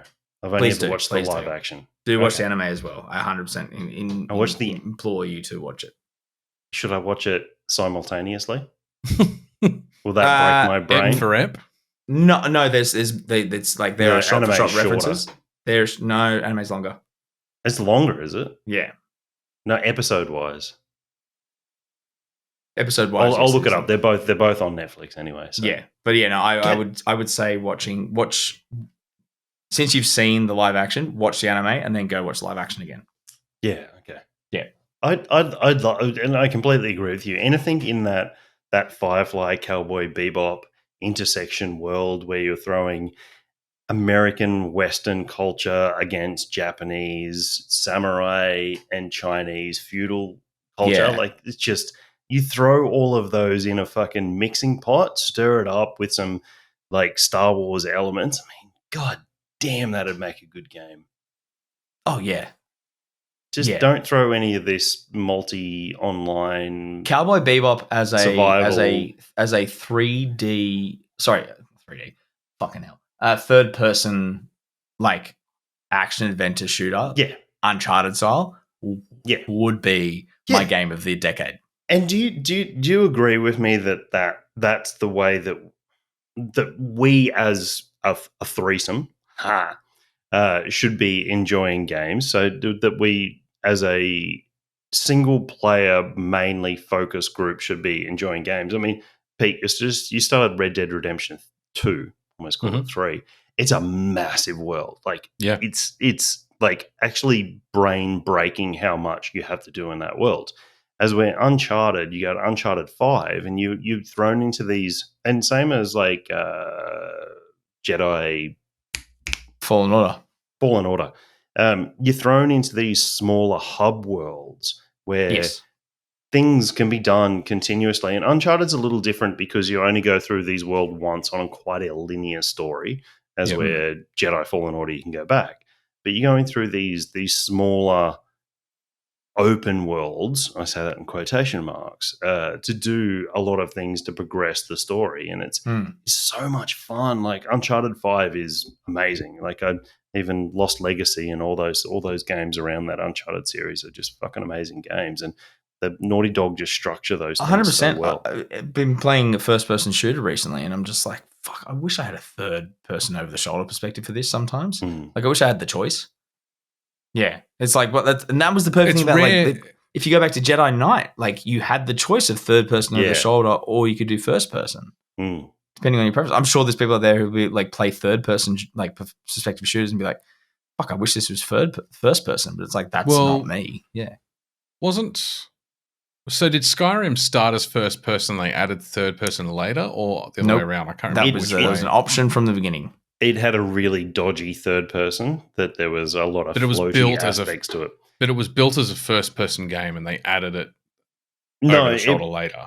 No. It had from launch, it had an over the shoulder, so you could always pull it back. Sorry, but just the bugginess indicated it was kind of an afterthought. The animation just wasn't quite there. It didn't quite feel right. I tried to pull it back because I really love third person. Yeah. Because I like to see the cool armor that you put on the person. Yeah. 100%. But it just didn't feel right. And but it was always there. My contribution to this topic was about how many games I wish just had a VR update. Because if you have an efficient enough graphics engine in your game to be able to stereoscopically render without losing too much performance, because you've got to render every frame twice concurrently to get the 3D effect for VR goggles. But if you can do that, if you can tick that box, there's a shitload of games I wish I could play in VR. But it would change the perspective from some of those games. So Red Dead 2, or Red Dead Online, which is what I'm playing at the moment, I'm exclusively in over-the-shoulder third-person mode, and I wouldn't play that game in first-person if given the choice. And I do have the choice, because you can. Unless it was in VR. That didn't come till later. Oh, okay, the first-person mode. Right, okay. But like Skyrim, if any Bethesda game that I play, I would always choose to play over the shoulder. But the minute you give me a VR version of Skyrim, it's locked into first-person mode. You couldn't play that in over the shoulder with VR. Just wouldn't work. No. And yet Skyrim first-person VR, fucking amazing experience. And it proved to me that you actually don't need amazing graphics and textures to make a believable VR game. So there's shitloads of games I wish had VR updates. I wouldn't play an Assassin's Creed game because I think the parkour would make me sick. If you were locked Did you ever play Mirror's Edge? No, I didn't. And it would definitely make you sick in VR because it was a first person. First person. I remember playing a demo of that, and it's just beautifully made. Yeah, the first one, the second one not so much, but the first one was so much fun. I also don't think you could pull off a first-person perspective, regardless of the VR or not, for AC, because so much of the parkour relies on situational awareness around your character. And to do that in first person, where you'd be staring at fucking plaster, or up at a roof, or down at the ground.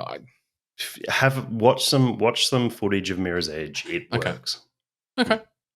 It's less climby than Assassin's Creed, but yeah. But I mean, I don't so much have any. I don't really have any franchises or IPs that jumped out. I mean, Unleashed 3 would have been Unleashed. Force Unleashed 3.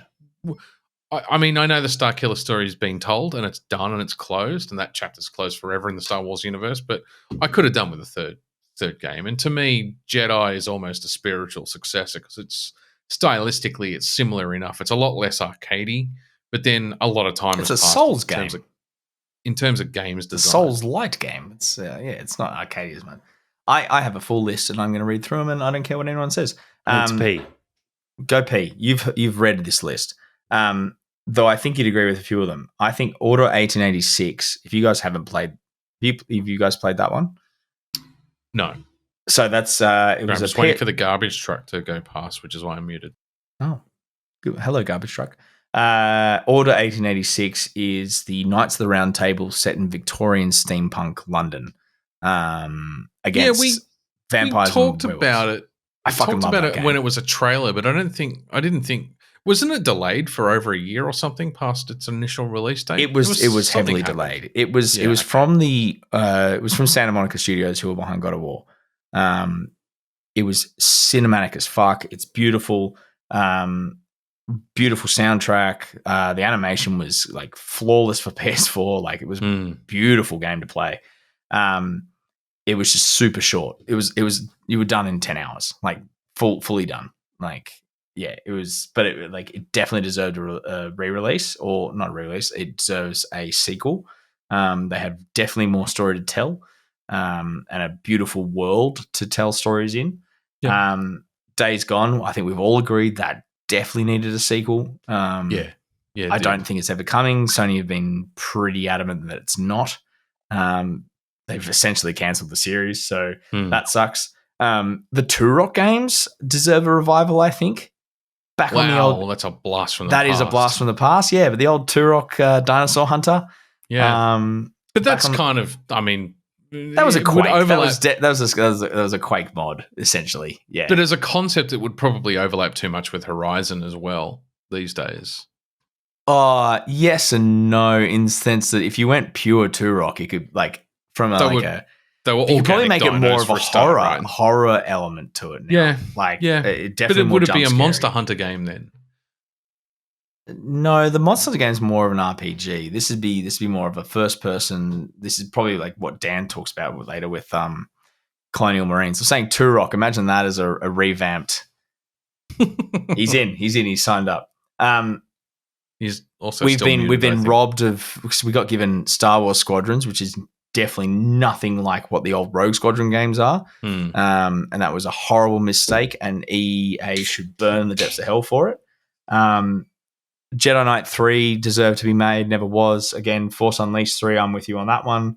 The X-Men Legend games and the Marvel Ultimate Alliance, we deserved a third for both of those series that we never got.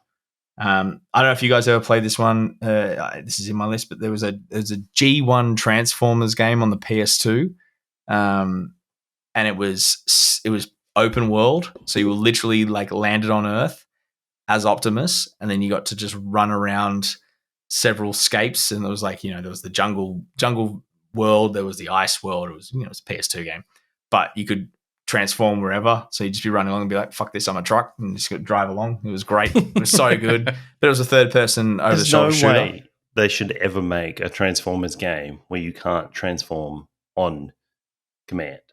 Yes. It's like, I don't think any Transformers game has been made that you can't. Even the weird anime one that I've played on the PS4. Okay. Because there's no game that they should ever make where that was kind of a bit put your more weapon like, away. It was more like it was an open world Transformers kind of thing where you could just transform in this like certain scape world, and you could just, I'm going to run as a robot. Fuck it, I'm going to truck for this bit. I might run a bit up here. I might truck here. Like it was kind of that thing. BioShock is very overdue for a sequel. BioShock 3 was released on the PS3. We're a whole generation of without any BioShock. That is criminal. That is absolutely criminal. And lastly, we need a proper Darksiders 4. Yeah. Genesis was fun, but it focused on strife. You had War as a backup character, but it was also weirdly, you gone from a third person like Zelda-esque like action game to a more RPG style. So I'm going through the whole series now. So Darksiders 1 was like a Zelda clone. Darksiders 2 was an RPG third person perspective game. Then you went into Darksiders 3, which was meant to be like a Souls like game. And then you had to time your attacks and time your parries and all that kind of stuff. And then they finally were like, oh, you know what? We haven't done that. Let's do Diablo. Here you go. Top-down shooter. Yeah. Top-down shooter. Twin-stick shooter for Darksiders 4. And it's not what we wanted. What we should have got for Darksiders Genesis should have been a Gears of War ripoff. Strife in with cover fire. Yeah. Even with his pistols in cover fire. Yeah. Yep. And then we need a proper four-player linear game where you can team up with three mates, and each one of you is the horseman of the apocalypse. Me. Yeah. Yep. Oh, God, that would be a squad, squad-based Darksiders with all 4 horsemen. Akin to like X-Men Legends or Marvel Ultimate Alliance, when you could just have your team of 4. Yeah, but tighter and darker and more chunky. Yeah. Like Gears of, I agree with you on the Gears of War style thing. Is like you need that tight, chunky, like that It wouldn't work because you got three essentially melee fighters and then 1 range. Oh no, but it does, because you've got things like here we go. Warhammer Vermintide, where you have clearly you have range characters in the elf and there's a couple of range characters. I forget what the other one is. And the other 3 are, so I always play the dwarf, and he's 100% melee. Yeah. And he has it, like his special abilities are to get to melee quicker. And that's all first person. And it's all like he's 100% melee, and then you've got the priest with the big hammer. He's melee. It works, man. It really does. And it just needs to be. It needs to be third person. I think it needs to be third person though. I think it needs to be third person as well. But those with melee characters and range characters, if done correctly, does work. Yeah, I think it needs to be more of like a Gotham Knight style as 4-player. But you get to team up. So, like, team up, take down kind of thing. It needs that element from the Gotham series. Only in the single-player mode, though. I don't know. I think it'd be pretty fun to be like, if we're running around as War and Death, and then, like, Pete and someone else are running around as Fury and Strife, and it's be like, clearly Dan would be War. And he gets to pick up Pete's Strife and throw him fastball special style, and as he spins, Pete's firing his pistols off. Okay, so here's an interesting take on things then. If I say I'm clearly War, yes, clearly War, I could almost guess who Pete is, and I can almost guess who you are as well. But I want to hear you guys who you think out of that. Well, I haven't played the games, so haven't you played any of them? I've played the first 15 minutes of the first game. And I got distracted with something else, so that's why I've been silent for the last 10 minutes. And who would you think? I'm definitely Death, because I'm Death. Oh, see, I wouldn't. Okay, so who do you think Pete would play then? Fury. Okay, no, okay. I would. The caster is. Pete's clearly said he's the elemental caster as per his style of playing God of War, like an idiot. And it's just... I don't remember elementally casting... Well, I guess... Runic. Yeah, I guess. There's a little jab. It's all right. No, I think I've been everything from the paladin tank to the archmage in D&D games. So that's why I'd call Pete more the death character and you more the strife character. Well, quippy in the background with the 6-shooters. Fucking Huntard is what I would call him. Huntard. Yeah, from my WoW days. Hi. Yeah, he's the guy that just pulls aggro of the entire fucking dungeon. Yeah, I'm a Leroy Jenkins. I fucking don't care. It's a video game. No. There's a difference. The Leroy Jenkins intentionally aggroed everything. The Huntards, the reason why we called them Huntards was because they were like, oh, what's this shiny thing over here? Don't worry, guys. I got plenty of range. No one's going to see me. And then all of a sudden, you've got the whole fucking dungeon ganking you. Yeah. That's why we call them Huntards. Because they always, we got this, bro, and they never had it. Yeah, I could be Strife. I just thought Pete, with his love of elementalism in certain games recently, I think he'd make a beautiful Fury. Yeah. Oh, and I can see Pete in knee-high leather boots with 2 whips as well. It's in this wardrobe, actually. I'm in the right room for that. My arseless chaps are in here too somewhere. Then we need a sullen death kind of. He's more of a element, like more. I don't know. He's a weird build. Yeah, he is. He's the other thing is I don't know the personalities of the game characters you're talking about, nor the mechanics behind them. Oh, Fury's the angry one, Pete. So that's you. Yeah. Well, thanks for that. So where's Pestilence? Is he a 4th horseman somewhere? Strife. No. Strife. Yeah. Pestilence doesn't Strife's the quippy one with the guns. Yeah. It's me being a dick. No, I got it from what you were describing. He's the Nolan North voiced. Yeah, right. Yeah, okay. The standard Nolan North quippy Nathan Drake twin shooters. Yeah. But he's the a Deadpool fucking, PS3 version. Yeah. But he's a cool character. Like Strife is. They're all great characters. All 4 of them are It's just great mythology. amazing. And just have But yeah, that's my 4th game. I'm not going to never play them. I got distracted by something else that come out. Probably an AC game or something that had no reasonable You've also never excuse played to distract me from. And this isn't a dig at GP, but you've come out and said a few times you've never played a Zelda game. Correct. So like this, playing Darksiders 1 wouldn't appeal to you from that gameplay element kind of thing. But isn't Zelda an exclusive Nintendo title? Yes, but Ocarina of Time. That's why I've never played a Zelda game, because I've never owned a Nintendo device other than a Game But Ocarina Boy. of Time, the gameplay style of Ocarina of Time has spawned many clones, kind of Right. thing. And Okay, Darksiders is a perfect example. But because I've never played a Zelda game, I haven't known to avoid them, so it's never been a conscious thing. It's just no. I'm not saying it's a conscious thing. It's just more like, for me, as someone who when the game was first described to me, and go, oh, it's essentially like a Legend, like Ocarina of Time clone, just set in a darker, more apocalyptic universe. I was like, thank you, yoink. That is mine. Look, the other thing that would have affected my my playthrough of that first game was I was hunting the platinum straight up. So there's some really difficult shit you have to do in the first sequence of the first part of that game. No, there's not. There's one trophy. As someone who has the helicopter, there's one trophy. Yeah, you have to throw a car at the helicopter. It's easy. There's one. It took me like 6 or 7 me in, bro. attempts. I'll do it for you. Really? Anyway, shall we move on? I'm just conscious of time. It's almost midnight. Crazy. No, don't be sorry. It's good. This content. is actually really funny because it's Dan's week off when he's not conscious of how early he has to get up the next morning. yeah. And you can tell when Pete's not drinking for an episode because I just got a shameless plug, a new beer, Escabirco West Coast IPA. Does it actually taste like a West Coast? Unlike yeah, it does. We just canned this one. It hasn't got better. We canned this one last week. Last week? Yeah, last week. And I just took a sip of it. And I'm like, oh, fuck, I wonder if they're going towards batch tomorrow when I can get them to take a case to Tom. I'll see what they're doing. What's the IBU on it, Dan? 50. Oh, God, I did the goddamn recipe. I should know this shit. 50. Cool. I kept it mid-range. Tom, 6.5% mid-range. Yeah, okay. Nice.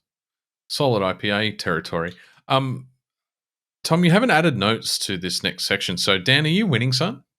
I am winning. I took my Witcher 3 Enhanced Edition out of this into the mini reviews because I think that's where it belonged. But yes. I am winning. My Friday night crew of me, Suijitsu, Mr. Michael Sufong. I shouldn't be naming these people by full names. No, you should not. Kelvin. So I will rip into him more about the fact he doesn't actually finish his games. And Steve, that's my Friday night crew for online games playing. We got suggested Aliens Colonial Marines by Sui. I had heard things about this game. I heard very mixed reviews about this game. Oh, yeah. When it was a steaming pile of shit when it got released. And we were all very hesitant. And me more so because I'd heard these reviews. And so he's like, no, I've bought it and I've loaded up the first 30 seconds of it, played it through. And he goes, the music's there and the graphics are good. And I was like, okay, right here. And then 2 weeks later, it went on sale for Steam for $7. And we're all like, okay, you know what? You can't say no. We can't say no to $7. Yeah. God damn, it's a good game. For a 4 people-based co-op map game. It's meant to be played through as a single player, but your squad mates come in, you get loaded in, you've got all unique skins as you go in, and you play through a unique storyline within the Aliens world. And it's a direct continuation on from Aliens. Hicks is in the intro. He talks to you directly when you load into the game. The game is on point. Like you go straight into it, and it's a aliens game. It's not an alien game. It's an aliens game. It's a colonial marine game. You go in as a colonial marine. You have a pulse rifle straight up. Everything is straight on. The sound, the feel of the pulse rifle is beautiful. The aliens, once you eventually encounter them, is like bang on. The tension is bang on. Is the feeling overwhelmed by the swarm of the xenomorphs is bang on. And it just continues on through this storyline, which is a bit of a limited story. And it's a bit like a Call of Duty. It's a shadow of a single player game within the shell of a multiplayer game that failed. So the multiplayer side of it is no more. That you've got is the single player side of it, is the campaign side of it. And it's just beautiful. Like they take all of the original music from Aliens, the action adventure James Cameron movie, and they interject it into a new original story for what would be and would have better been an Aliens 3. And it's great. Like it's just beautiful. It's so immersive. It's challenging. So we're playing it on hardened, which is the hard mode, not the ultra hard mode. And it's just great. Like it just throws all these things at you. And like I said, the sound and the music, which is so important, is just spot on. That's cool. It plays great. It's fun. It's a little glitchy. Don't get me wrong. It's a little glitchy. We had some invisible it's an older face game, hug, isn't it? Yeah. Oh yeah, it's like 4 or 5 years old. So we had some invisible face huggers, which are that would suck. Yeah, little crawly bastards. Not the easiest to see and shoot when they're in the visible aspect or the visible spectrum of the world. But invisible face. It's 4 or 5 years old. Yeah, sure. Yeah, invisible face huggers. It's 10 years pretty old. challenging For everyone playing. It's 10, is it? Oh, it was a PS3 game. Really? Yeah. It's good, man. Like that makes it even better, doesn't it? Yeah. Yeah. But you couldn't stood up to the test of time. You couldn't play it on PS3. It's only Steam and PC with all of the graphical abilities of PC that it's even playable, I reckon. Yeah, invisible face huggers were a challenge. They got a couple of us, I do have to say. But a challenge, few of us, not a stopping card. No. A few of us succumbed to the invisible face hugger. But other than that, like it was fun, man. It was really, really fun. Short, very, very short. I shouldn't say very short. It probably took us 2 weeks of 3 or 4 hours gameplay, so about 8 to 9 hours to play through it, 4 players.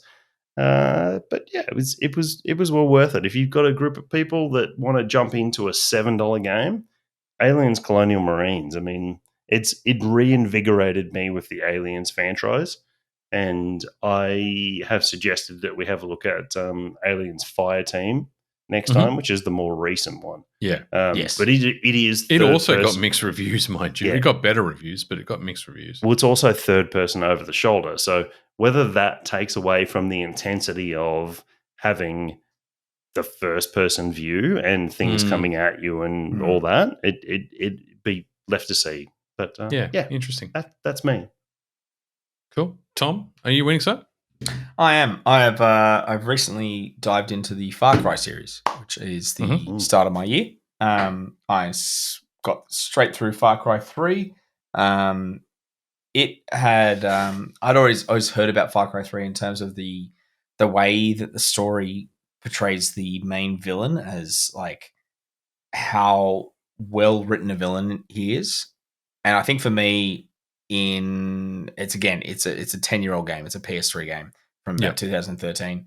For me as a gamer in 2023, I saw how influential that would have been at the time. For now, I was like, it's run of the mill for a very well-written story in a game. Like it still holds up as like some of the dialogue options which are unskippable, kind of the dialogues. They're not cut scenes per se, because you are still in the character model, kind of like first person view. Some of those dialogue interactions is probably the best way to describe it. Are very, very good from a writing perspective. especially in the way they delve into the psychological horror aspect of the Far Cry series. For anyone who hasn't played a Far Cry game before, Far Cry 3 is set in the Pacific Islands. You play as this very jockey American guy. Douchebag. Absolute fucking sorry, Pete. Had to say it. You're dropped into the Pacific Islands. Again, it's set in 2013. They're just absolute douches, and they just think that the island is theirs. And then all of a sudden you get captured by pirates. Bloodthirsty fucking modern day pirates who are going to sell you into slavery, no matter your background, how much money your parents have. They're very, like rich white Californians. Pete, you'd be the first one sold. Yes, if that's what you were trying to ask. Yes, no, you'd be. Yeah. I hit the wrong button. I was just trying to unmute. And for listeners at home, there's a hand up button in our recording software that I accidentally pressed for the first time. Oh, you should. Yes, oh, anyway. Here they go. Here the fuckers go. They're Carry bouncing. on It's with your description of Far Cry 3 right from now, just jumping oompa loompa doompa dee doo. Yes. Oh, so shit, it doesn't cancel. It just keeps going. Oh, yeah. Sorry.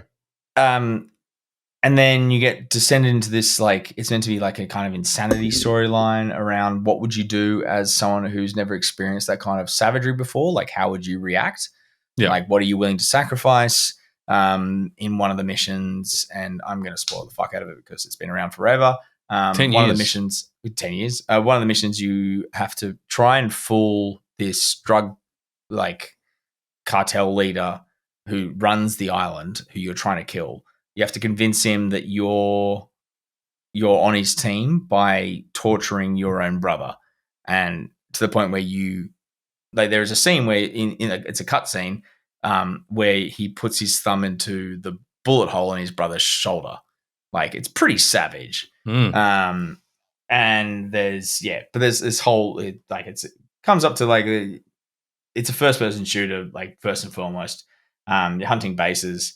It just really reminds me of how obsessed everyone was in the mid 2010s with the Barrett sniper rifle, which I'm pretty sure comes from one of the Rambo films that came out in that time, where it just showed how powerful a 50 cal sniper rifle was, in the fact that it would just make people fly backwards, because it legitimately does.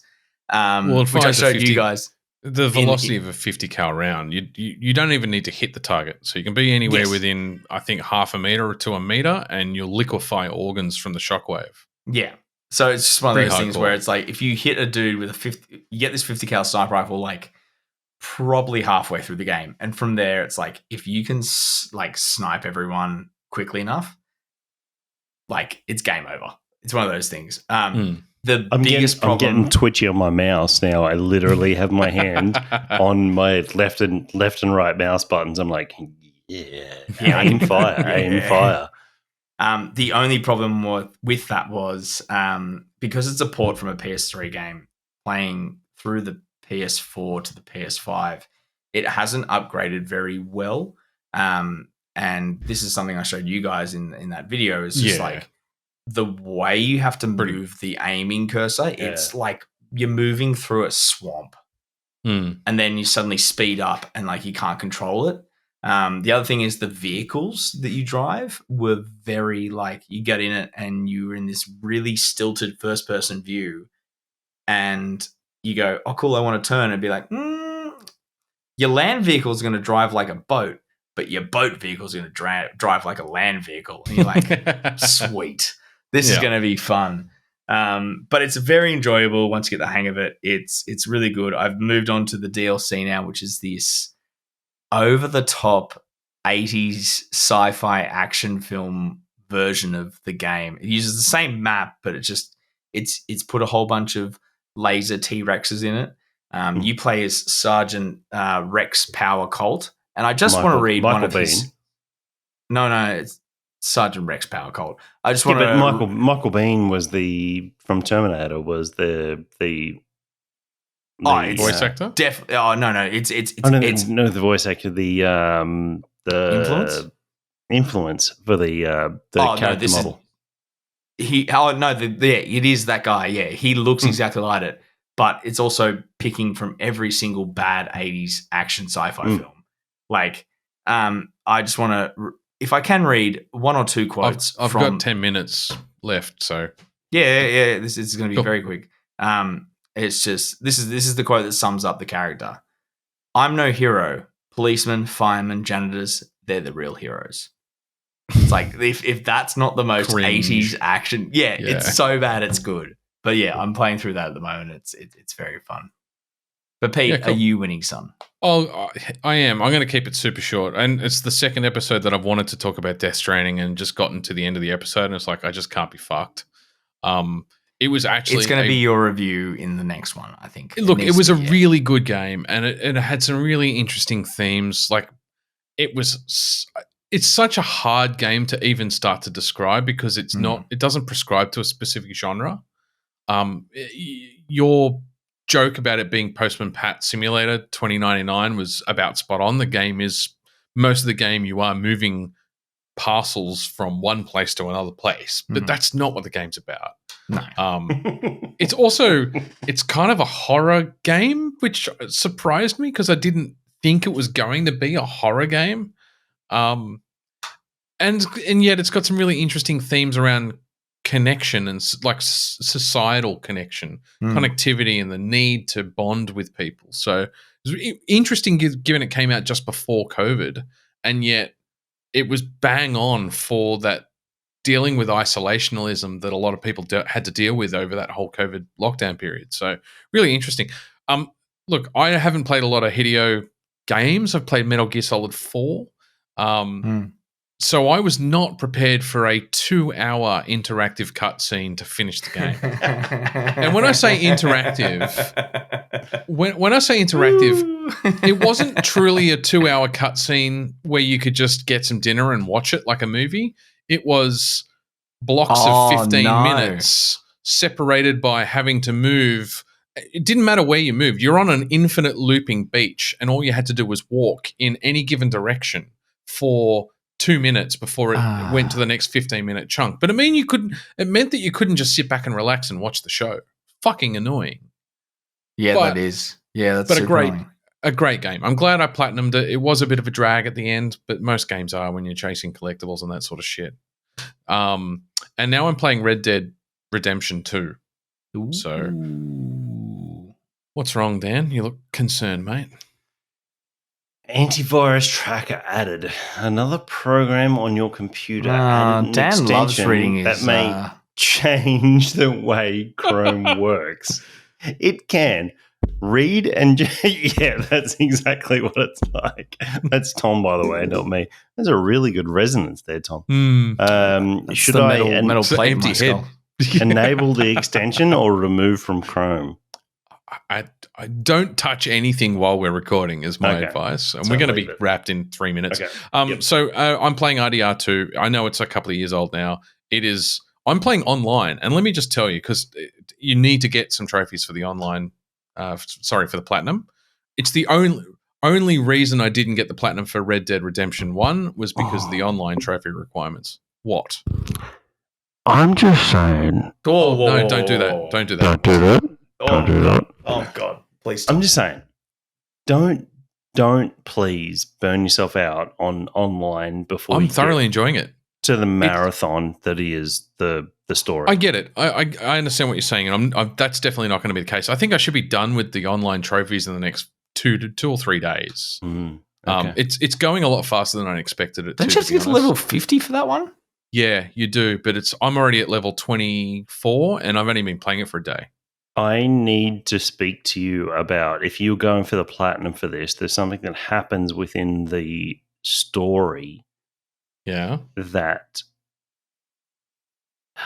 if you don't do the trophy, are you looking at a guide? Are you going to read a guide? Okay. Yeah. Fine. Yeah. Okay. But the best part about most modern guides is they don't spoil the game for you. They just tell you these are the 3 missable trophies and when you're going to encounter them. Don't fuck it up. Actually, a lot of them have a spoiler reveal for story things. So you have to click to reveal spoilers for that. Yeah. They're very good like that. I won't bother telling you then because I know there's trophies that you need to get in a certain point within the story that you cannot ever go back to. Yes. Yeah, okay. I don't know what the plot line that prevents you from going backwards are, but I've already been notified that you have to get certain trophies before the end of chapter 4 or the end of chapter 6 or the end of chapter whatever. So I presumed, for whatever the reason is, maybe it's just you never go back to that map again, the fucking house burns down. Who knows? You never go back to that map again. I mean, this is why I've said to you guys before, which is why I fucking hate trophy hunting. Because I will never, like, that sort of game, like this thing that happens with Red Dead. If I'd known that previously, god damn, that would have fucking burnt me up within that story. You know, I disagree with that because I play through the game and then I will go back and do a second playthrough. Yeah, Tom, but Tom, this thing happens 40 hours into your playthrough. But I haven't been told what's going to happen. I'm playing a game. I'm not one, and I'm not saying that Pete is one of these guys, but I know guys who just literally just go because they I like the ding of a trophy. I play through a story organically, and then I go, cool, I'm going to go back, and if I need to play through the whole game again, then I will, but I'll do it. Like, if I know I'm just doing it for like hunting a trophy or whatever, I'll do the quickest playthrough possible that I can. The second time round. Yeah, I won't fuck around with the story. That was my experience. But if I was going to go, if I was going to play Red Dead, I wouldn't look at a guide. If I was going to play Red Dead 2, which I do plan to play, I'm not going to look at a guide for it. I'm just going to go in blind. So that's great. I love it. It's fucking amazing. But so to be clear, the only missable trophies in RDR2 are do all the side quests before you progress past certain points in the main story. Yeah, that's how I play anyway. They don't. Yeah, that's exactly right. That's how I play as well. So to me, there's no spoilers. I don't know anything about the storyline. I just know before you go, don't push too hard in the main story without doing all the side quests unless you want to do a second playthrough. Yeah, that's not spoiling information. No, this is exactly why I need to look this trophy list up, Pete, because there is 100% something outside of that I think you are missing, and if you're going for this platinum, you're going to be 50 hours into this game, and then you're going to get 100 hours into this game and think you're going to hit the platinum and not hit it because of this something that happened halfway through, and you will never ever get back to it without playing another 50 hours worth of gameplay to get to it.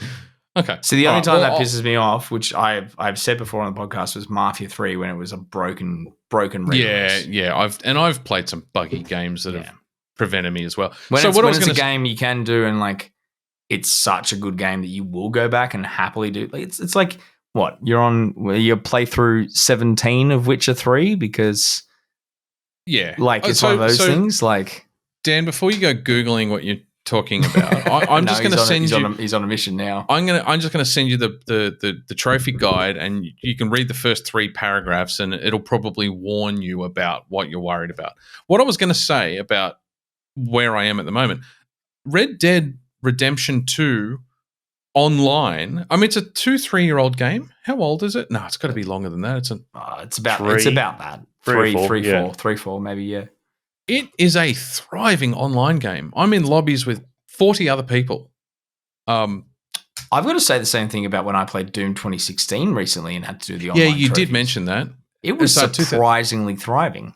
2018. So the other thing I found is it took all the best parts of GTA Online and none of the griefing hackiness that ruined GTA Online. Yeah. So I'm having a ball at the moment. If you want to get into a fucking showdown in the middle of the town with another player, that happens.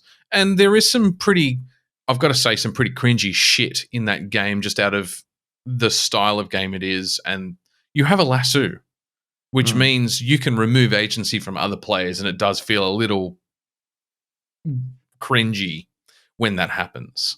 But I've been griefed by one guy once, and I was able to move away pretty rapidly. Apart from that, it's actually really cool community, good game, a lot of fun. I'm having a ball. That's the end of that. I think that's the end of the episode, unless anyone has anything Any closing? No, I am more than comments? happy to wrap there. Yeah, I think it's Dan's- that beer did not get any better, so that's a disappointment. But otherwise, yeah, it's a Mine did. yeah, Your Esker beer. that Phantasm was brilliant though. That's what I'm going to say. That went down smoothly and brilliantly. But that just absolute treat. And look, Pete, we're praying for your recovery so that you can have beer soon. Thanks, mate. Thoughts and prayers. Thoughts and prayers. Any Thoughts and closing prayers. thoughts, Dan? Yeah, thoughts and prayers. My thoughts and prayers are you've got another 3 weeks until you can have anything to drink. Yeah. I'll send 4. you some beers then. Thanks. 4. We'll pack a new round of the Goza by then, so I'll send you some perfect. Goza on Love that. the Goza. Hook it to his veins. There's a few short weeks before some of those games that we talked about start getting released, so I think that's a fun thing to look forward to. I did try, Dan, sorry, just quickly, I did mean to mention this before. I did try that Forspoken demo that you mentioned. It's not getting good. I haven't played it yet. I actually turned it off because I didn't want to ruin the game. It was such a fun intuitive demo that I was in it for about 15, 20 minutes, and I went, "Oh no, I want to touch this from the start." Like I went, "Oh no, this is an exciting world." Like couple of reputable reviewers have said that it does not represent the game very well. Well, you jump in at a point where you're, I think, a little too powerful. And they've also spoken about, the developers have spoken about the side quests that you do within the demo aren't actually a good In the game. indication of what happens for those side missions within the game. Whether or not that's them just peddling bullshit.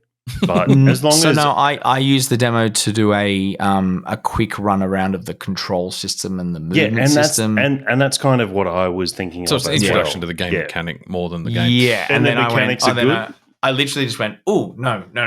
I'm excited by this. I don't want to ruin this. I'm going to put this down." Yeah. So but I did try it. Bless you. Yeah. All right. I think. No, he's dead. If you do a third one, we kill you. I tried. Sorry, we can cut it all out. No, all good, them. all good. I think that'll wrap us for the episode. Yep. Thank you very much for listening. Have a great night. Thank you, and yes, welcome to the new year and new us.